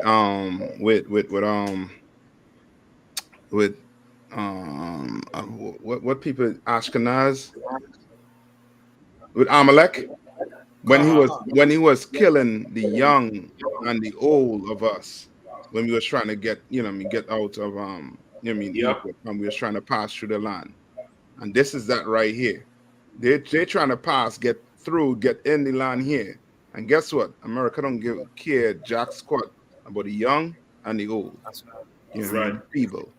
You know what I mean? They will allow you to die and then somehow you know what I mean, make some, you know what I mean, write something in the news as if, you know what I mean, just one person dying. When I'm more than likely positive is tons of people dying because of health issues. That's right. Yeah. You understand? Health issues, quote unquote. Yeah. Quote unquote health issues. Yeah. You understand? Because listen, if there was no cell phones, Jordan Neely would have died of health issues. That's right. That's right. Jordan Neely, his official death would have been severe cardiac arrest. You understand? Right. So if there was no cell phone. So go ahead, please. And you so right, Captain, because now you gotta understand, a lot of people don't understand. It's hot. It's hot now. So now you gotta imagine that those families crossing, going to El Paso, and a lot of people, I don't know if they ever been to West Texas, but it's like a desert. Certain parts of West. When you get to Odessa and Midland over there with all that oil and all them pipeline, it's man, you talking about 100-degree weather over there, man, in the desert. And they traveling with and the people who out there trying to leave jugs of water under trees for them, the Minutemen, those white vigilantes down there who think they protecting America, are destroying the bottles of water and the jugs of water for the people who traveling. That's just like what you said, Captain Nathak, with that scripture. It's so biblical, which is why the mighty men need to meet them in the fray. They have to read. That's why they're afraid when the UPK come. They leave. They get out the way because they said these men here, they bought it. When they show up, like Captain Mashak said, don't stop playing with the UPK. Because when we show up, you better believe we prepare for any and everything in more ways than one. And they know that it ain't gonna be no diplomatic response to disrespect. I yield. That's right. I mean, like that is, that is, crazy. Like you are brother out there in on them patrols. You a Hispanic brother, and you with them with the what you call them with the border patrol. You should be trying to help your brothers and sisters. You know what I mean? Shame on you if you acting like the so-called oppressor. You know what I mean? Better leave the job. Better quit your job if you can't help your people. Better quit. Right.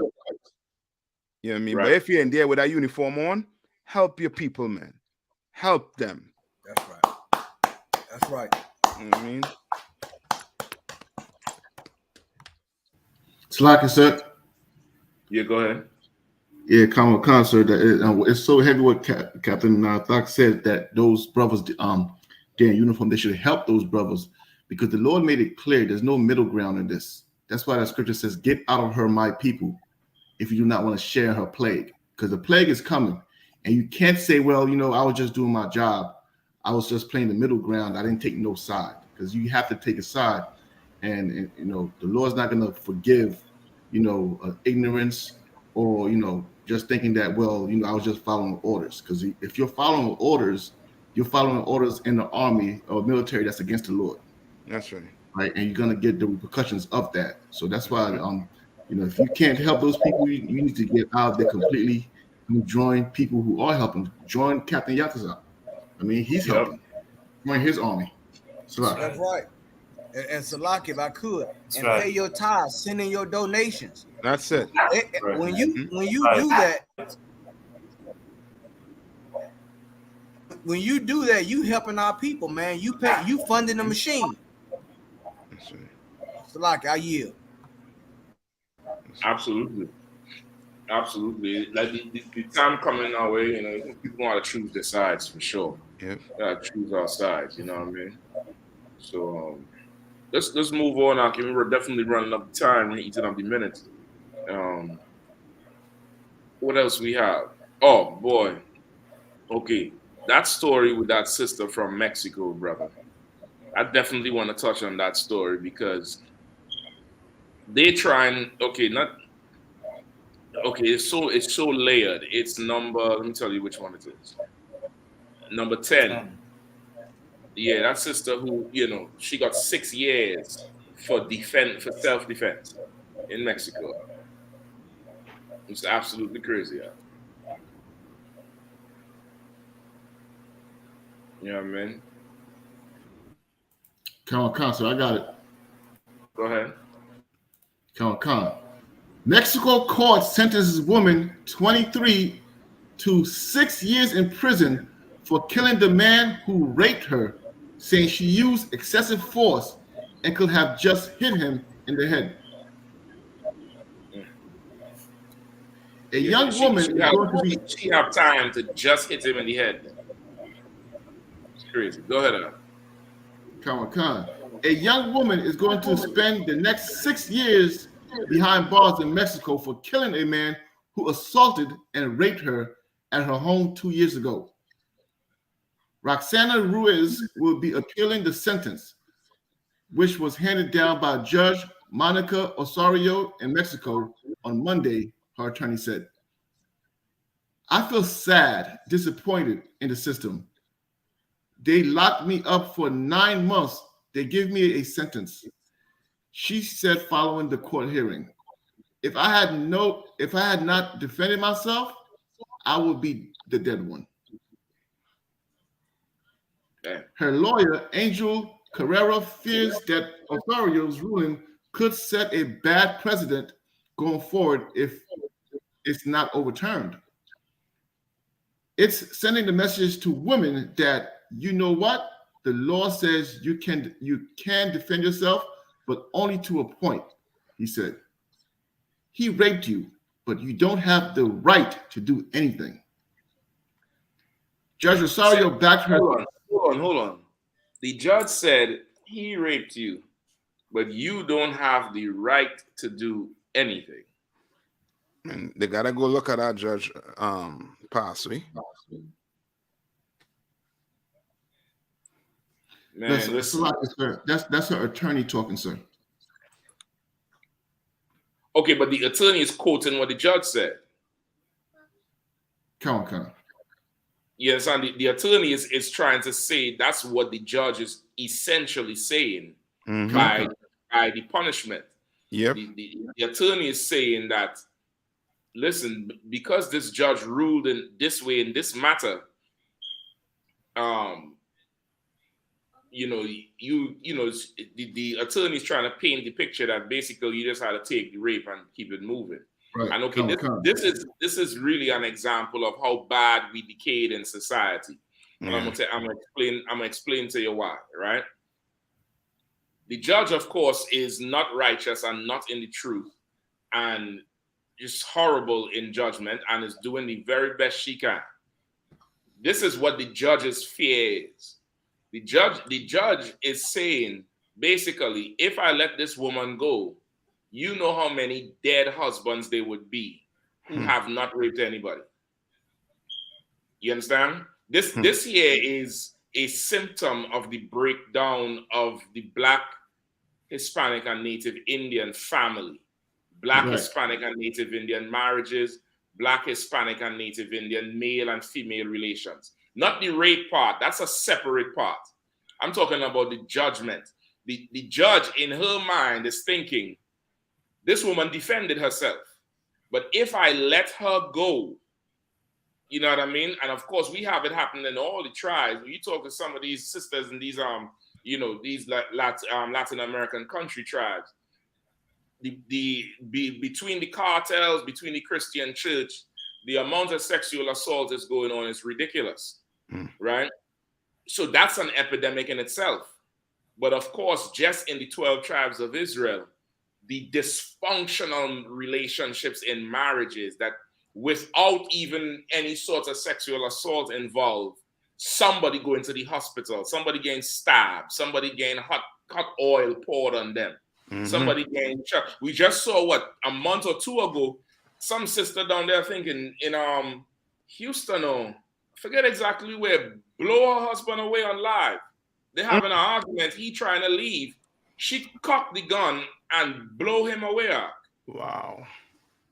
It was on the live stream because she had the live stream go. He had the live stream going. So the judge is trying to say, if I let this girl go, what will happen is there will be so much, and you'll see why. Keep reading, you'll see why, I'm not defending the judge.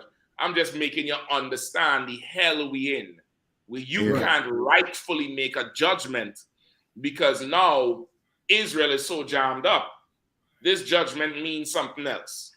And it's all, once again, the system you're functioning in. The system you're functioning in would breed this kind of miscarriage of justice. You know what I mean? Keep reading, whoever was reading it. You'll see what happened with the whole situation. The sister definitely was violated. But whatever happened after is they're looking at it as there's too much, there's a glimmer of doubt. So now, if I let this one slide, there'll be so many cases of murdered men, of dead men. Let me put it like that: dead men, and then it'll be rape is the case. You get the point? Yeah. It's like this a rape case meet dysfunctional marriage meet the Me Too movement. You know the Me Too movement, where everybody gets sexually assaulted. It's like that. And the judge, she done understands just from being a judge over cases, probably done seen so many, domestic cases, done realize, boy, if I rule this as a precedent, there'll be a ton of dead niggas in the street. You understand what I'm saying? Come on. Power on. Bluetooth mode. Who was, I think, Judge Osorio backed her sentencing by indicating that Ruiz could have given him a blow to the head to defend herself, and leaving him unconscious would have been enough. She also ordered Ruiz to make a $16,000 reparation payment to Santa Cruz's family. Keep going on. The 23-year-old single mother was at the neighborhood bar having a drink with a friend on May 8th, 2021, and ran into Cruz on her way home. Cruz offered to walk her home and then insisted that she allow him to stay the night because it was late and his residence was too far. Once inside, Cruz persisted that he be permitted to sleep in her bed. And no, stop right there. Stop right there. Now, the way how they wrote the article, you would think this is a stranger she met. She knew this man. You understand? The way how they write, remember the case, you would have to listen to the case to pick up all of this. But, you know, the different brothers would know, Kahan would know, Nathak would know, just being in councils, you know what was going on here. She's walking home. This dude is from the neighborhood. She met him on the way home. He offered to walk her home. She let him walk her home. He said, let me stay inside. She let him stay the night because of whatever they're drinking, whatever. You get the point? This is not a stranger she met. You understand? This is not a, you know, she just meet a man and she walk home. You get the point? Come on. Go ahead. Cruz persisted that he be permitted to sleep in her bedroom, and a frightened Ruiz relented and provided him a blanket to lay on. At one point, Cruz jumped on the bed and attacked and raped Ruiz, who fought back by punching him in the face and choking him with a shirt until he was dead. She stuffed Cruz's body into a bag and dragged it out to the street, where a police officer on patrol took her into custody, despite Ruiz telling him that she had been raped. Ruiz was charged with homicide and spent 9 months in jail, but was conditionally released ahead of the trial. No, you understand what has happened? Yeah. Like she let him in. He, you know, for whatever reason, he decided who knows if they had a relationship before, I don't know. Maybe he liked the girl, she wasn't giving him no play. Maybe they grew up, they know each other. He let her in, she let him in. He decided he's gonna jump on the girl and take it anyway, like so one of them purple and gold wearing sodomites. And of course, she in the rage, fighting back, strangled him and was going to dispose of the goddamn body. You hear they say she stuffed the body in a bag and was dragging it into the street. She ain't called the cops in a while. Yeah, and that's what I'm gonna say. You know what I mean? Like, you know what I mean? As we you know what I mean, we tell, you know what I mean, kids or women, yeah, I mean, you go out to fight, scream, kick, but at the end of the day, you better call the cops, let the authority know. You know what I mean? What happened? She gonna have to run out the house and yell rape. Yes. She had to run out the house and yell rape. But of course, I wasn't there. I'm not in her situation. She looked like a tiny girl just from the picture. Who the hell knows what was going through her goddamn mind? Who knows if this is the 10th time she'd been raped in her life? And this was just a breakdown, which could happen. From the Catholic priest who would give her communion to now this dude who, you know, yeah, I'll walk you home for your protection. I know you're a violator. I don't know what the hell happened, but he's dead. And according to the Bible, that's right judgment for him. Not by her hands, though, but that's what happens to rapists. You get the point? But she stuffed the body in the bag and was dragging it out. So the cops, the police who was passing by didn't get the call for rape. Right. They passing by, seeing her dragging this thing. What's in the bag? Remember, this is overnight. She done gone home. Come to find out there's a dead body in the bag. You get the point? Yeah. So the judge is making this judgment here, not believing her, but understanding what the hell could happen in this jurisdiction if this girl gets off. Hey, you hear so and so? Yeah, she killed the dude who was with her and said it was rape. Oh, is that so? You understand what I'm saying? Yeah. It's you had to be able to understand the both sides, and you see the kind of hell we really in. Yeah. Like we in a really hellish condition now. Yeah, that's rough. That's a rough place to be. That's a rough situation to be in there. Like she fought back, which she should have. As we tell our women and young children, let them rape a corpse. You fight. You fight and get away from them. And after that, you should go get somebody. That's right. Go get somebody and let the natural course of justice takes place. It has a process. That's right. It definitely has a process. However, brother, this is a rough story here. This is an absolute rough story here. If I could get that scripture in Deuteronomy, I think it's 22. Please, somebody grab it. 22 and 25. Deuteronomy chapter 22, verse 25. But if a man find a betrothed damsel in the field, and the man force her and lie with her, then the man only that lay with her shall die. But unto the damsel thou shalt do nothing. There is in the damsel no sin worthy of death. For as when a man riseth against his neighbor and slayeth him, even so is this matter. You understand? Like that's what should happen to every rapist. He should face that judgment, that ultimate judgment. He forfeit his life. He force a woman. You force a woman, you force some child, you forfeit your life. That's the judgment. The judgment now, because we don't live under a righteous rulership, you can't have faith that when you go and lay the charge, that justice gonna get done. You understand? So now in her head, she had to carry this justice out because it happened before. You understand? It happened before. You understand? So she had to go and take this into her own hands, and now she had to go and do 6 years for it. This is what I would say to this sister and any sister who have in that situation. Go do that 6 years. That's way better. That's way better than you letting somebody take you. You fought, you got away, he loses life in the process. Good goddamn job. 6 years, that ain't no sweat. That 6 years gonna pass quick. Don't worry about that shit. That gonna pass real quick. Go sit down and do them 6 and come out. And just, everybody gonna know, don't mess with you after that thing. You know what I mean? Everybody gonna know, don't mess with you after that thing. Because of course, when a man force a woman, it's like a man going to slay his neighbor. You're changing somebody, you're killing her doing it. You're killing her spirit. She's no longer the same. But because we live in this damn hell, brother, this judge can't even make a righteous judgment.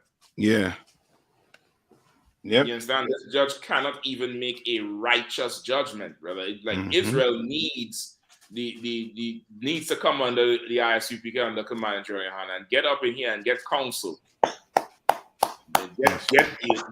scripture say there's safety in the multitude of counsel. And there's counsel going every day, down there every hour of every day is a counsel going on. Come up in here and get them counsel so that judge don't have to worry about somebody plotted to just end somebody's life over a simple marital problem. Broken marriages is why this sister had to go to jail. So go ahead. Christian marriages is why this sister had to go and sit down for 6 years. Go ahead, go. No, if I could, also I ain't mean to cut you off, Captain. I thought. No, you go ahead. Go ahead. No, Captain, what you just said is so right. That word broken, you can't make broken rules. And then at the same time, when you look, it's so heavy. You brought that scripture out. Everything in the temple had a purpose. Even the dust of the temple had a purpose when it came to judgment. Right. And this is why we tell our brothers and sisters, the Bible, you know what I'm saying? The Lord gives the spirit of discernment to judges, to prophets, to judge a matter, to hear a matter, and to judge it, which is weighing the balance, to seeing what happened. Because we know what the punishment is. But see, it's things in this society that's so broken down, like Captain Mashak said. And so when you have the institution of marriage is broken down, and the institution of how we cohabitate and our social, the way we interact social, what do you have? You have now a ripple effect. Yeah. And what happens is now the judge is afraid of the ripple effect because of a wicked society. That's right. That's what Captain Mashak is laying out. You have a judge here who's afraid to give righteous judgment because of the ripples effect in an unjust land, in an unjust law. Oh man. The system, which is why we get the spiritual recoil we get, because when we come out and say the Lord said this is punishable by death, the Lord said this is forbidden, the Lord said this. What do they say? That can't exist in this society. That was in the Stone Age. That's what they tell us. Yep. But the stone is the foundation, and you have deviated from. You have built a society that's not on the foundation, and what you have, it becomes now when you try to institute righteous law, there's a recoil behind that now. You know what I'm saying? And they're saying that now you destroying society because you trying to institute something right into a wicked society, which is why Christ said, "My kingdom is not of this world." You can give up trying to fix this world. I saw online a couple of days ago, AI, they said AI predicted how the US city is going to look in the year 3000. I saw that online. They had some kind of spaceship and all this other stuff and all these other high-tech things. But the Lord is about to push the reset button. Yeah. On what you think society going to be. You forgot that the Lord controls this program.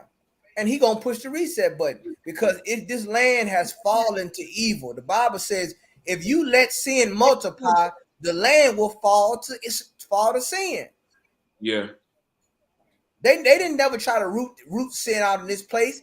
They wrest judgment of the poor. They take bribes. They do all these things, and now our daughters have to suffer for it. Our young sons have to suffer for it. So we can't really have a functional society unless this society is restarted, is rebooted. I yield. No, you're so right, God. You're absolutely right. You know what I mean? Sure. If I could just get 2 scriptures there on that, and let me tell you what.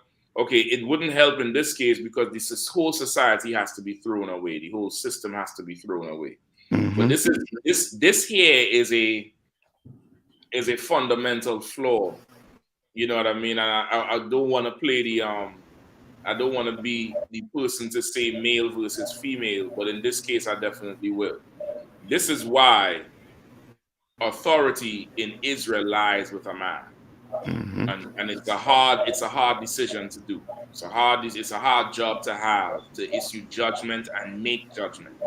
All right, give me 1 Timothy 2:12 first, and then somebody else hold for me Deuteronomy 1, and you could start at 15.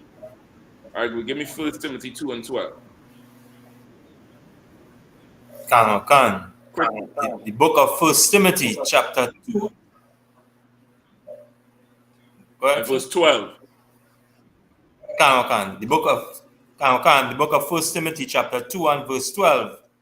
But I suffer not a woman to teach, nor to usurp authority over the man. All right, let's stop right there. Like that judge in the spirit, that she ain't supposed to be sitting there.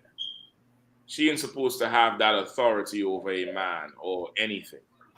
You understand? Right. She ain't supposed to have that position. The law that she's having authority over is biblical law. That's why the jury is 12. That's why they call them a jury, because it comes from the Jews.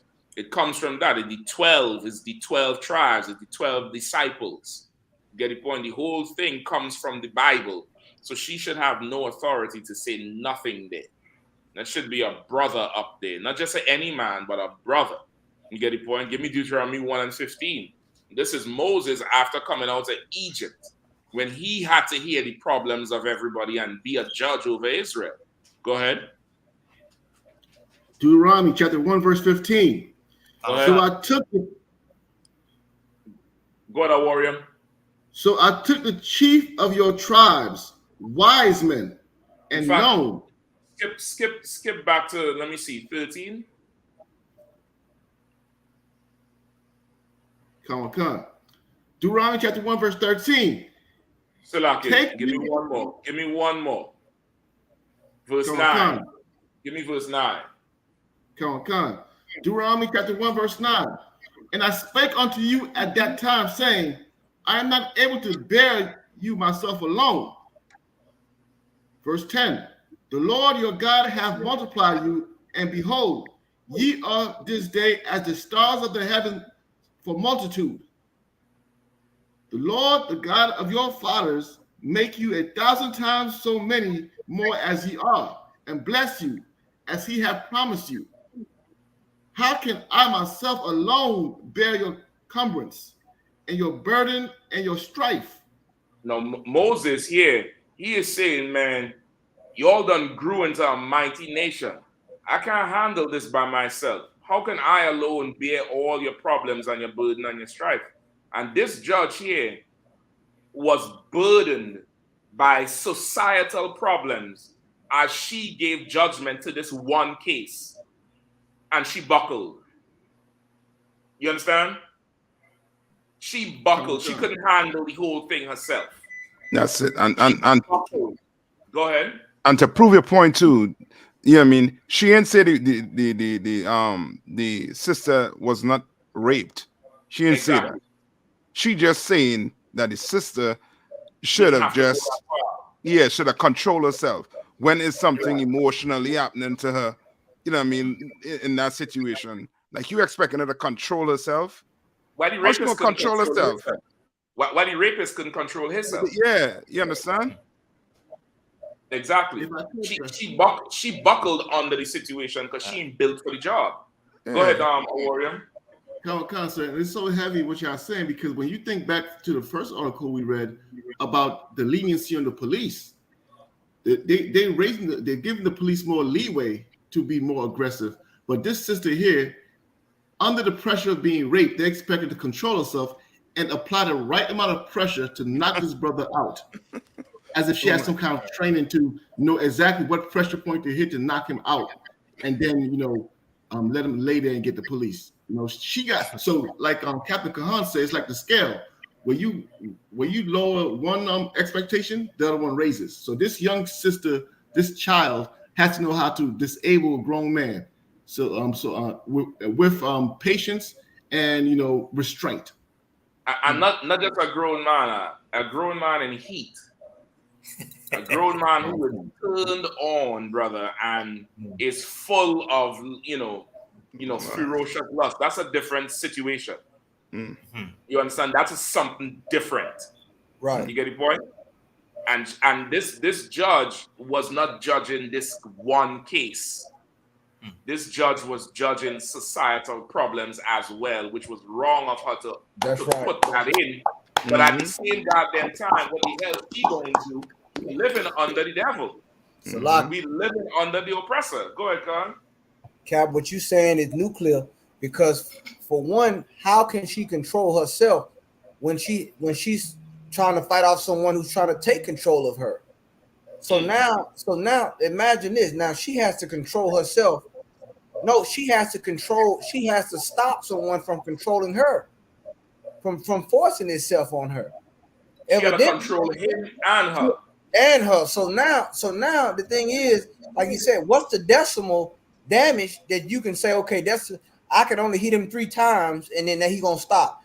What she's trying to do is survive. She went into survival mode, like General Haas say, it's fight or flight in certain situations. Certain situations, it's what I'm saying, it's you on go mode. You don't have time to sit here and say, well, this, that, and the third, because your life is in danger. You know what I'm saying? So this right here, like you said, her not judging the matter and her using those words alone let her know that she's not fit to judge this matter. No. You know what I'm saying? It let her know that for one, her emotional imbalance as a woman trying to judge this matter and then judge societal matters. In factor that into this case, once again, it just shows how much we need men of understanding, men of wisdom. Solomon was wise.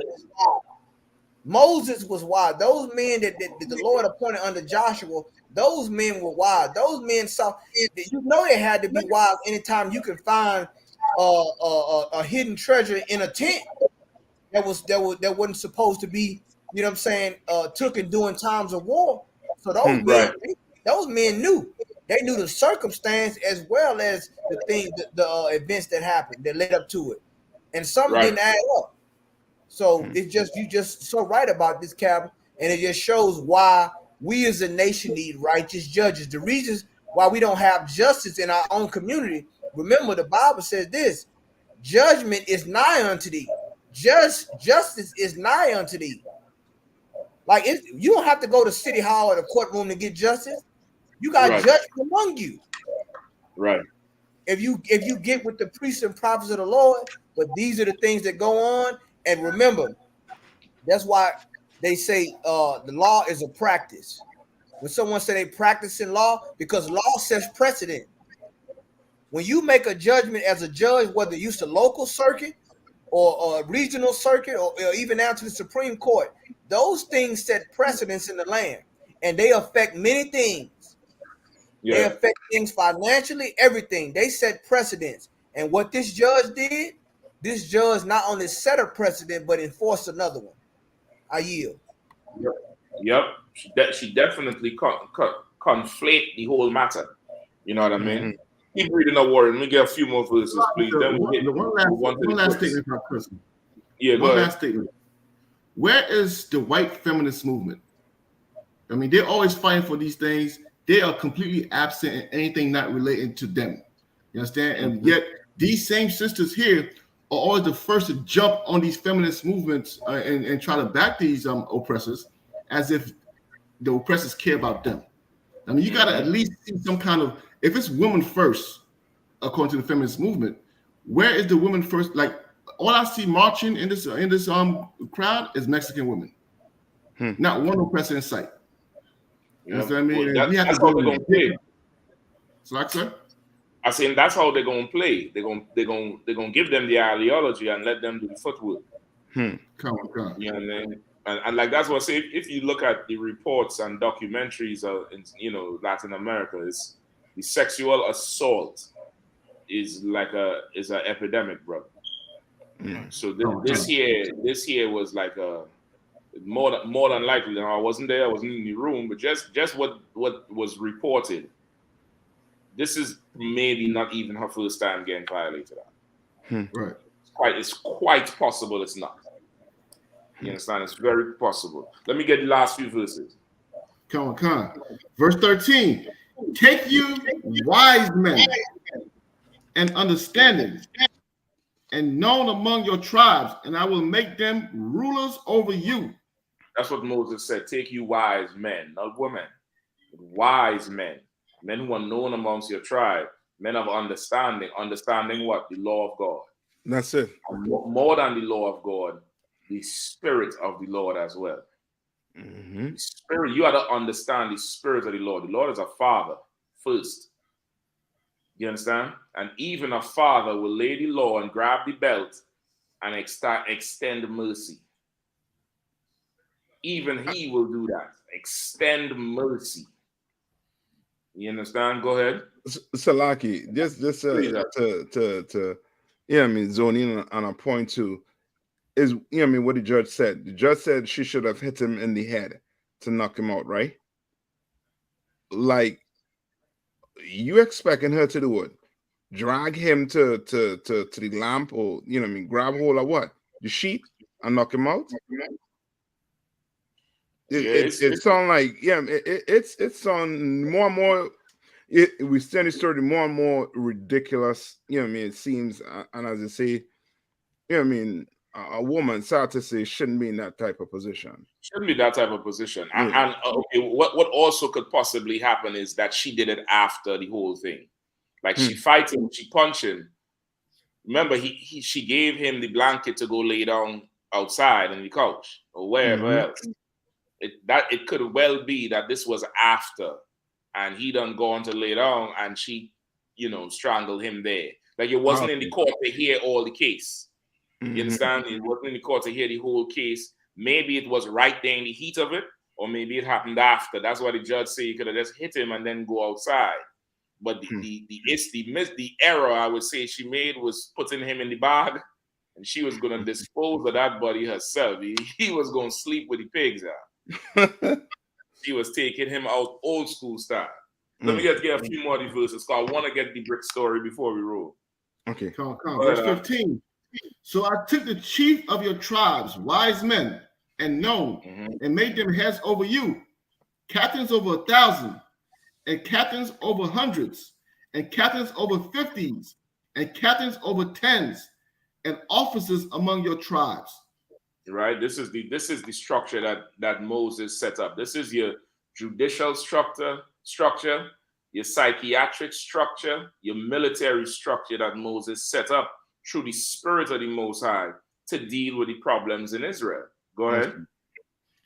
Verse 16. And I charged your judges at that time, saying, I charged your judges at that time. I charged your judges at that time, saying, hear the causes between your brethren. This is what a judge is supposed to do. Hear the causes and judge righteously. Moses charged the men in Israel to do this job. He charged us like you would lay a charge, like you charge somebody. This is on you, Ak. This is on you. This song Go ahead. This song opposite to the NYPD. Totally opposite. Come on. Like this here cutting them to piss. Like Moses charged them. Moses had dropped the standard. Moses said, you all better keep, go there and judge according to this law. You know what I mean? Judge righteously. You know what I mean? Go ahead, Ak. And judge righteously between every man and his brother and the stranger that is with him. Yes, I know this judge. She thinks she did the right thing here, but this was a miscarriage based on the information we have here. This was not right at all. You understand? But of course, she's looking at the epidemic of the woman abuse that happens in Latin America, and knows that the fallout from this could be more dead men. You understand? But that shouldn't be it. Let me just get these two Kahana Kale in, please. Come. All right, go ahead, Ak. Come, Salakia. And judge righteously in every man, Salakia. Verse 17. Ye shall not respect persons in judgment. Say it again. Ye shall not respect persons in judgment. Go ahead. But ye shall hear the small as well as the great. Go ahead. Ye shall not be afraid of the face of men. Say that again. Ye shall not be afraid of the face of men. Say that one more time. Ye shall not be afraid of the face of man. Go ahead. For the judgment is God's. That's what a brother would understand. A brother would understand that the judgment that comes from a judge that's appointed in Israel is from the Lord. It's from the Lord, and don't be afraid of nothing ever happen after. Let somebody get simple and plots on somebody and call, a sexual assault falsely. Let's see what would happen. The Lord won't judge that matter too. But once again, you don't have that righteous society. You don't have that righteous system. We all in religions that separate us from each other. So we believe we had to do whatever we had to do to get the hell out. When you could rather just go to the judge and get righteous judgment. Go to counsel and get righteous judgment. Go to counsel and get the problem solved. So you don't have to sit and listen to hear some sister who fight for her life and fight to preserve her damn, sexual integrity. Then put somebody in the ground and now use that as a reason now to get rid of your husband because you're angry with him today. You know what I mean? This woman, she buckled under pressure and she did not judge righteously. She didn't do it. Brothers should be the judges in Israel. Salaki Kahan, go ahead. I just want to say, Captain, what you're saying is so right, because she in essence made the victim the criminal. That's in essence what happens so many times with the justice system abroad. because you make the victim the criminal. You know what I'm saying? Like it wasn't her fault that the cat forced itself on her. You know what I'm saying? So a woman gonna do what she got to do to defend herself. You know what I'm saying? But it just goes to show you, you know, you don't have righteous judgment. When you don't have righteous judgment, it sets a precedent. Now, like by her not doing the righteous judgment, what's gonna happen? Now you're gonna have a backlash because now women gonna be afraid to fight back. Gonna say, "Well, then let me just hit him softly.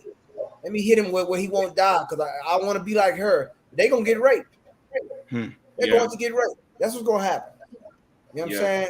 The punishment for rape is death. If you force yourself on a woman, if you force yourself on an Israelite woman or any woman, you know what I'm saying? But we talking about our people. That's death. You ain't supposed to do that. You gonna get put to death by the Lord for doing that. Absolutely. It's ridiculous. It's absolutely ridiculous, this whole situation. Sorry, Cap, can I say something, sir?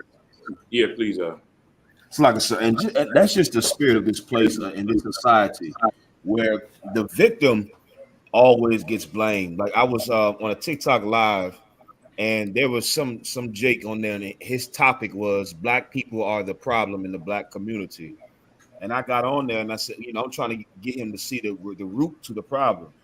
And he's like, so you got to understand, it's, you know, it's we're doing this to each other. This is not. And I was like, brother, you keep missing the point on why is this like this? And it's like no other race of people blame each other for their suffering. The Jewish men didn't look at Jewish people in those concentration camps and say, see, if y'all would just, you know, you stop being money grubbing Jewish people, the Nazis wouldn't do what they're doing to us. We doing this to each other. Like no other race of people does that. But this society is hell bent on making the victim the problem instead of the actual predator. You know, putting the blame on the predator. That is just even at camp. It's today. There was a little small battle where a cat was trying to do the same thing. Where it's like everybody wants to blame Black people now, or Hispanics and Native Americans, blame the victims instead of the people that should be blamed. And that is just the spirit of this place, and it's disgusting, sir. No, you're right, You're right, It's called passing the buck, and everybody blames us because we're not in a position to fight it back. You know, we just, you know, if the case is strong enough, you know, the blame sticking with us. You know what I mean? We scapegoat. So, you know what I mean? Before we run too much. We're already a little bit over. If I could get 5 or 10 minutes on this bricks, boy, I think that's number one. You know what I mean? So any sister, any brother or sister, because it should happen with brothers too. You know what I mean? Y'all, you know, fight, man. Let them rape a corpse. Do not go willingly. Do not go willingly. There ain't no life to have after. This woman here, she did what she had to do to make sure she could live after. Lord be with you in that 6 years, girl, and appeal that shit. Appeal it all the way. Another judge might do what the Lord said to judge righteously in this matter. You know what I mean? Go ahead. Ahead of joining BRICS, Iraq issues ban on U.S. dollar transactions. Say that one more time. That headline is just so. I mean, it's like it's like Christmas morning, man. That headline is like Christmas morning, brother. Y'all gonna say, I'm shocked. Yeah, Israel don't celebrate Christmas no more. But I remember the feeling, though. I remember the feeling. I remember that feeling. You know, that feeling when you come down and see the gifts under the tree, and the hot tea, and the hot cocoa, and the bread, and the confectionaries. I remember that feeling like, ooh, wee, toys. Read that headline again, Kawakan. Ahead of joining BRICS, Iraq issues ban on U.S. dollar transactions. Chestnuts roasting on an open fire. Something since 1922. Anytime, any place. Right. Something. World War III is on the horizon, boy. America, get ready. That's right. That's right. Are you ready? Please, go ahead. Khan. The Interior Ministry of Iraq issued a ban on U.S. dollar transactions across the country. Iraq is one among the 24 countries that have shown interest to join the BRICS alliance and accept the new currency for global trade. So The Iraqi government banned. Hold on. BRICS moved from Brazil, Russia, India, China, South Africa. That's 5 countries. Right. Then they recently let Saudi Arabia jump in. That's 6. How many countries applying for BRICS? 24, sir. What the hell is this? BRICS is BRICS trying to make a mega team, Mark. They're trading and building everybody. Forget Lakers. You know what I mean? Lakers trying to build the mega team. The BRICS is the mega team right now. That's right. Niggas is applying for BRICS like a seeking asylum, man. Right. That's right. Damn.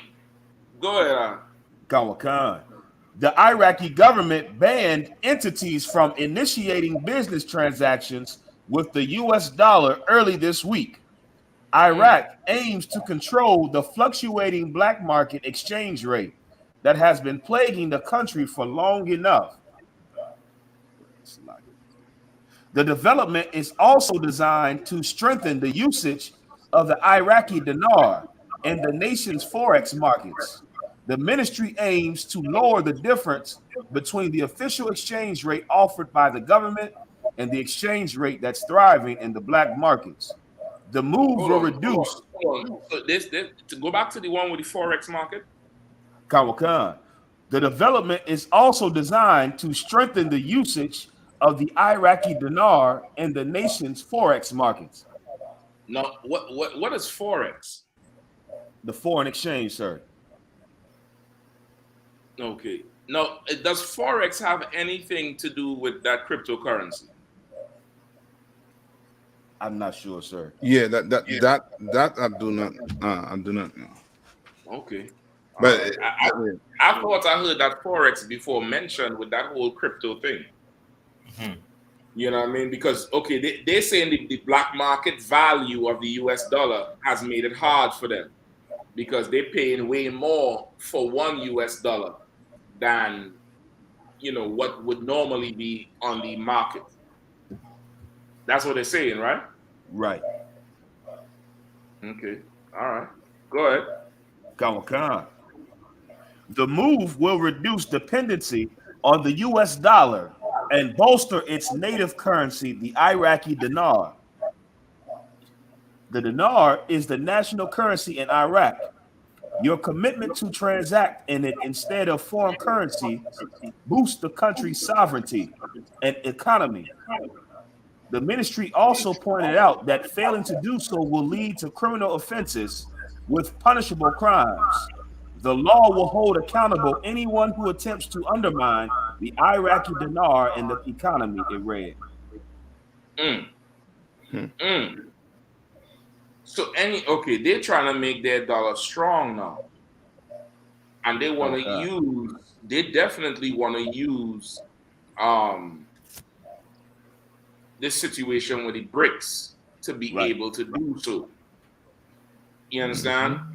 They know they're getting real wise with the thing. You know what I mean? They're getting absolutely wise with the whole situation. You know what I mean? You'll bear with me here. They're getting absolutely wise with the whole situation. And they're now using that BRICS, however you want to call it. They're now using that whole situation with BRICS to make a power play because BRICS is fully involved and building something that they, they don't seem to be able to stop. And if I could, something that's heavy about what you're saying, they real wise the way they're moving. The Chinese are moving into Iraq a lot as well, trying to establish different business deals. They see it as like a new country, a new place where they can come in, open businesses, try to bring Chinese people over there, open hotels, open businesses. But the Iraqis and the leadership of Iraq, they're not all the way going for it. Like, you know how China goes into some of the African countries and say, oh, we'll build a road, we'll build this, we'll build that. And obviously it incurs a debt that the country will owe to China. Iraq is not doing that. Iraq is not trying to take all the money from China and get infrastructure. Obviously, they're trying to invest in their own dollar, and they're not trying to put themselves in debt to China, like a lot of the African countries did to help them develop. Iraq is doing the opposite of that, and it's pushing away that Chinese money and influence, so they can stand on their own, so they can stand strong on their own. And that's a lesson that our people need to take, like the scripture says. You see what I'm saying? It's better to live in a shack than to fare sumptuously in another man's house. I'm paraphrasing, of course. It's better to have your own, that even if it's not all great and amazing, than to be eating off of somebody else's table, off of somebody else's plate, which is what we have, the route that our leadership of our society, black and brown society, has decided to do. We decide to, we need to get what the oppressor has. Whatever the oppressor can get us, let's get on board with him. When that is not the strongest path. That is not the path to true independence. That is not the path that will give you and yours prosperity. That is that old trick where it seems like, oh, that's the way because it's quick, easy money. And the other way that's harder, that you got to build up and you got to put into that way. Oh, don't go that way. We need to get this quick, easy money. And what always happens? The money come quick, and as soon as quick as it come, it goes. As opposed to struggling and establishing your own, and where it can't be taken away quickly. Like the scriptures say, you build a house on the sand. We built the house on the sand as opposed to building it on the rock, on the foundation. And and that's what, and with the BRICS, what all these countries are trying to do, they're trying to build a strong foundation to stand up against this place in the Third World War. That's what BRICS is doing. Yep. And what we need to be doing is what we're doing in the I.S.U.P.K, is establishing our foundation and our alliance with all the 12 tribes of the nation of Israel, so we can stand strong in the face of the Third World War as well. That's because right. we're not going to escape unscathed. All the wars going around, you think we ain't going to have to, things ain't going to change for us also? So we have to build up our 12 tribes, our society, so we can stand in that day. We need to take a lesson from Iraq. You know, shoot, look at Vietnam. Look what they did. They fought off America all them years and all that hell they went through. But guess what? Now Vietnam got its own country. Right. Vietnam got its own everything it needs. So that's just a quick history lesson for our people. What we have to do, what the road ahead is. The road ahead isn't join and eat off the next man's table. Road ahead is building our own. Listen, we better start quickly, brother, because if Iraq is successful in this coup, this financial coup that they're trying to take over here from America, and other countries join in, and then they accept more of those 24 countries into BRICS, brother, that BRICS alliance is going to be stronger than the EU. Financially, I'm talking about. I ain't talking about militarily. But financially, that BRICS alliance is definitely, looking to take over the world financially. Mm-hmm. So this is a time here to really brace, watch yourself, plan. You down there gonna have to be a prepper if you ain't prepping yet. Mm-hmm. You're gonna have to be a full out prepper. I don't care how much money the Federal Reserve print. All that shit is going to be firewood in a second. That's the only thing it's gonna be good for. To stoke the fire. Turn the heat up on that fire. Make it rain on that fire, because that dollar is going to be useless. Mm-hmm. Shalom. You know what I mean? Shalom. Go ahead, Captain. Hey, what's going on? Hey, long time no see. Yeah. If I may, Captain Mashak, right? I don't know if you saw this morning, the news feed said that China now is going back to every country that they lend out money to and requiring them to pay it all back because of the situation. Yeah. They're moving like the mafia, brother. They're calling in marks. And that's what they call it. They have marks for all the favors they did, all the money they done lend out. Now they're calling in that mark. They said, oh, I'll send Jimmy 2 times to break your freaking legs. They're sending Jimmy 2 times hard. They're sending Jimmy and Paulie. That's every Italian mobster name, Jimmy and Paulie. They're sending them to pay a visit. And it's damn near like China now becoming the World Bank and the IMF. Because if you can't pay, now you got to strike a deal. Yeah. So, well, what resources do you have? How much land do you have? How much fertile land? Okay, well, we could strike a deal. I'll give you a 10-year break. No interest if you let me do this, that, the other. Like, and now the only way that's going to stop is for Joe to go in there and do what he had to do. Joe and that cabinet he got to go in there and do what they got to do and get it on. Royal Rumble, boy. Royal Rumble. You know what I mean? Any more on the article? And Salaki too, while you're looking at that, Cap, what people don't understand is before America went into Iraq, they had money. They one of the richest oil reserve. You know what I mean? They have that what they call black gold in Iraq. You know what I mean? America just went in there for over 20 years and just pillage. You know what I mean? But they're gonna make it back. It's the same thing like Gaddafi and them. You know, you go do your research on Gaddafi and them. That country, they say I think was one of the most literate country on the earth. You understand? With Gaddafi. Yeah. And now with Gaddafi gone, Libya is broken up into factions. You know what I mean? Into tribes. You know what I mean? Yeah. Which lets you know, you know what I mean? If Iraq really gets going, they're going to get back all that oil money.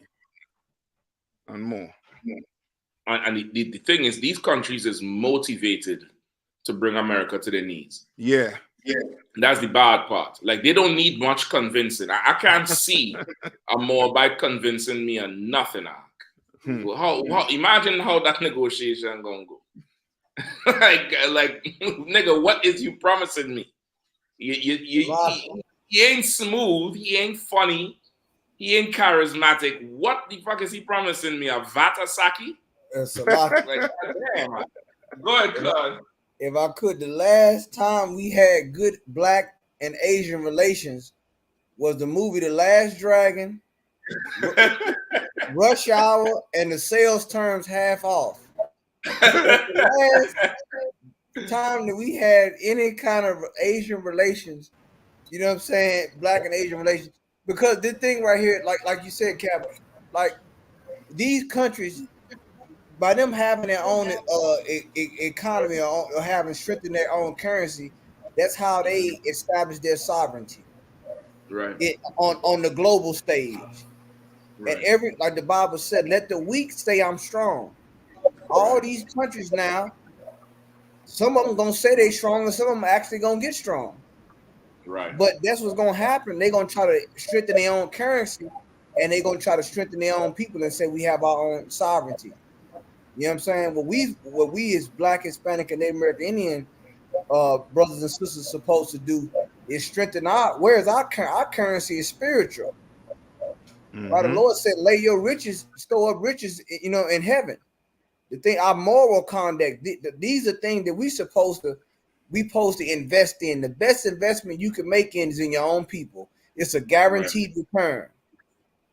That's the stock, and our stock as men in this nation is about to rise as men. Absolutely. The value of a Black, Hispanic, and Native American Indian man is about to rise tremendously in these times. Because if you know anything about how these people are playing, it's like chess.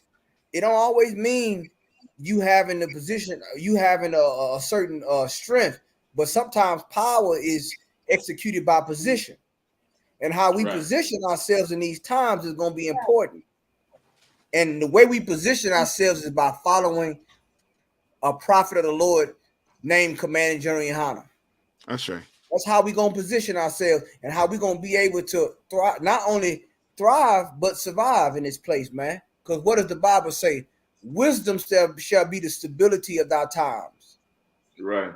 Not finance, not military muscle, but wisdom. And wisdom encompasses all of those categories and disciplines.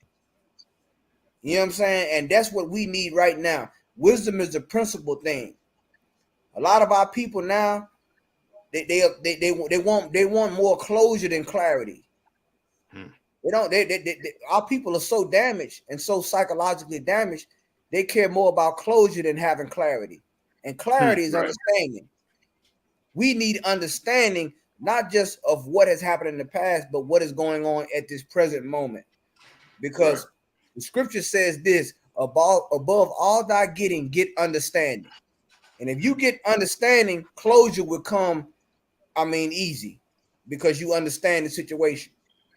You know what I'm saying? Our leaders, they living in a dream world. You know what I'm saying? This Titanic is sinking.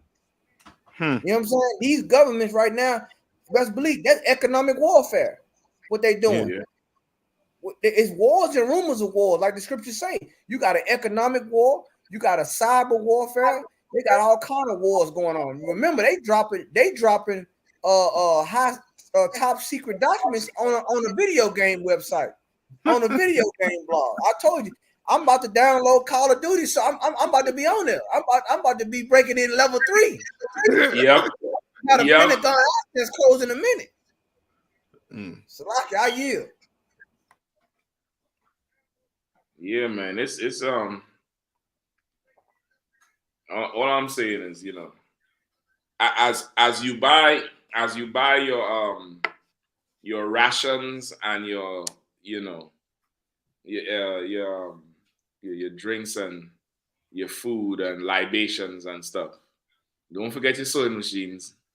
Get your oils up. Get what you need to make sure that thing run and could sew up and stitch something up real good. And because, brother, Iraq pulled this thing off and motivate them other 24 countries, because the original BRICS, they're already down with the thing. They, that's just that. They like the 6 that in the Lord of the Rings go into the end with the damn ring. They know their mission and they ain't giving up till the end. But them other 24, if Iraq pull this off and motivate them to do the same, brother, overnight, America is going to turn into Mogadishu. It's going to be like Johannesburg in South Africa. It's going to be something different. You know what I mean? Any more on the Kazakh? There's just this last little paragraph, sir.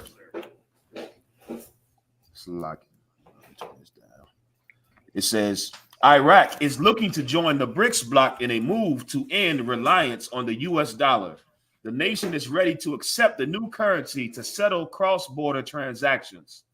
The next BRICS summit will be held in Cape Town, South Africa in August 2023. Around 19 countries have both formally and informally requested to join the alliance, reported Bloomberg. If more countries join BRICS, the expansion of BRICS will only hurt the prospects of the U.S. dollar. Also, if the yet-to-be-released BRICS currency grows stronger, it could ring the death knell for the U.S. dollar. Call it a death knell. Yo, watch Kimosabi over here. He got death in his eyes. Kimosabi right next to the burning dollar. He looking like, yes. Listen, they got something planning for Babylon the Great. They got something planning for Babylon the Great, and they're brewing it up. And the spirit behind it is from the Lord. They go into war. They're gonna have to go to war. Yeah, Khan. That's why it's looking like they have no choice. Yeah. And I don't see Trump getting in. If Trump getting, I don't know if he might want to take them to war. But that Joe Biden, he for sure look like, you know what I mean, they will take it all the way. Yeah, that crew who he working with, you know what I mean, they're deadly. Yeah. That crew who he working with is deadly. And, you know, the Clintons are still supporting him. And there is some, you know, really, you know, you're talking about plotting on a bastard. They there to plot. Yeah. You know what I mean? They there to fully plot. I forget who it was that she was rejoicing over when they was dead. I think it was Gaddafi. He was rejoicing. They put the camera in her face and she's like, well, he's dead. He's gone. It's good.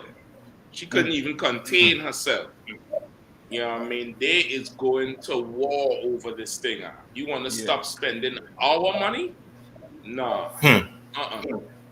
It's going. It ain't going down like that. Yeah. It ain't going down like that at all. You know what I mean? So that's about it. We definitely will over the time.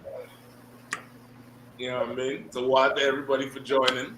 I say, you know, buy a couple extra cases of water when you go to the grocery store. You know, one for if you're buying two, one's for the house to use now, one is for later when that dollar is not worth nothing. Buy it, stock it up, contact your local camp leader for that booklet of things that Commander Gen.YAHANNA said to buy 3 years ago. That's right. You know what I mean? 3 years ago. You sisters, you mothers, you all start buying extra them feminine products. Learn, you know, go on to YouTube and learn how to do it the old school way. How to do the old school diapers. You know what I mean? How to do that old school diapers. That Pampers brand ain't gonna be on the shelf no more. Yeah. You know what I mean? That, you know, the Cottonelle ain't gonna be there enough for you. You better go and learn something and stock up, because that if they get through with this, brother, you know, it's you're gonna have to go get them old school washboards too to start washing clothing by hand. Yeah, go get them good joking boards. You know what I mean? I go down to New Orleans where they're using it to make music. You gotta go rob a musician so you could wash your clothes. That's what you gotta go do. It's going to be rough. Yeah. You know what I mean? Join the I.S.U.P.K every Monday night, 9 p.m. Commander Gen.YAHANNA live on America on Fire, on this channel right here. Subscribe, like, share, tell a friend. Commander Gen.YAHANNA is so heavy. It's all the generals are going to be on there, rocking it out. You all make sure and do this thing. Support the truth. Pay your tithes, man. Pay your tithes. You know what I mean? General doing great things. You know what I mean? Yeah, he's raising up a ridiculous crop of men right now that out there doing the do. So make sure you pay your tithes, man. They can make an announcement. Yeah, it's in. Go ahead. Yeah, so like it. Sorry, you finished? I just want to make a quick announcement. This coming Monday, for if you Black, Latino, Native Indian, don't celebrate Memorial Day. What you're gonna want to celebrate is the closing of the Feast of Unleavened Bread, 7 p.m. and every time zone. The 29th of May. Tabernacles, you mean, right? No, I'm talking about the closing of the Feast of Unleavened Bread, which is May 29th. Even though the world's going to be celebrating Memorial Day, or say in America, we Blacks, Latinos, and Native American Indians. Ash, you talking about not Tabernacles, first fruits? Yes, sir. I'm sorry. The Feast of First Fruit. What did I say? Unleavened Bread. I meant the Feast of First Fruit. Yeah.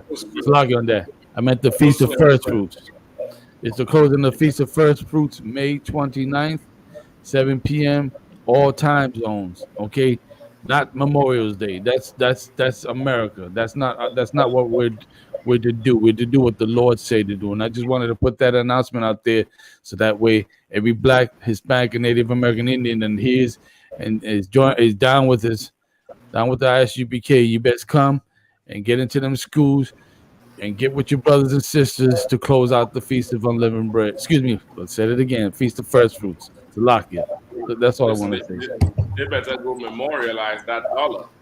That's what they need to do. They better go frame that dollar bill. That's what they're gonna need to do. So like maybe we're bringing out the bread part. You got to stock up on that because it's about to get terrible, as you said, Captain. Yeah, it's about to get real raw, riggedy raw up in this thing. So you know, I mean, Lord Allah, we'll be back next week Saturday again, holding up from Commander GEN.YAHANNA, hardest working man in Israel, giving my hand. Yeah, I mean, y'all tune in Monday, man. Show your love, show your support, pay your tithes. You know, I mean, again, big. You know, I mean, the usual crew on the inside always here every week, holding us down. You know, Captain Nanthak down there in the Carolinas holding us down. You know what I mean? Right. Yeah, I mean, we have Captain Kahan holding it down there in the south as well. Right. I mean, Captain Ash, you know, I mean, John Lane holding on Puerto Rico, Honduran, DR, you know, anything Latin, he's holding that whole zone down. Right. We have Captain Kapash rocking it out in the Midwest, moving through, helping out in DR as well. And tonight, for sure, we have a warrior helping us out there, coming out of DC. We are Officer Kazak down there in DC as well, rocking it out with us, and Officer Kawapiala, you know what I mean, holding it down from Trinidad down there, Trinidad, you know what I mean, holding the whole thing down. Appreciate you all, you know, staying strong with us, man. We're going to be rocking it out. Yo, pay your tithes, support the truth. We out, Israel. Yabasham Shabrakadam. Yabasham Shabrakadam. Shalom. Yabasham Shabrakadam.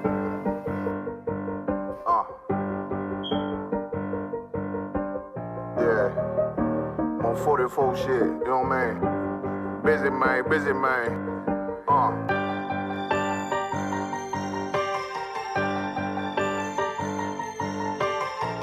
Look, when that shit drop, you step all the way on their neck, step on their neck and they head with that shit.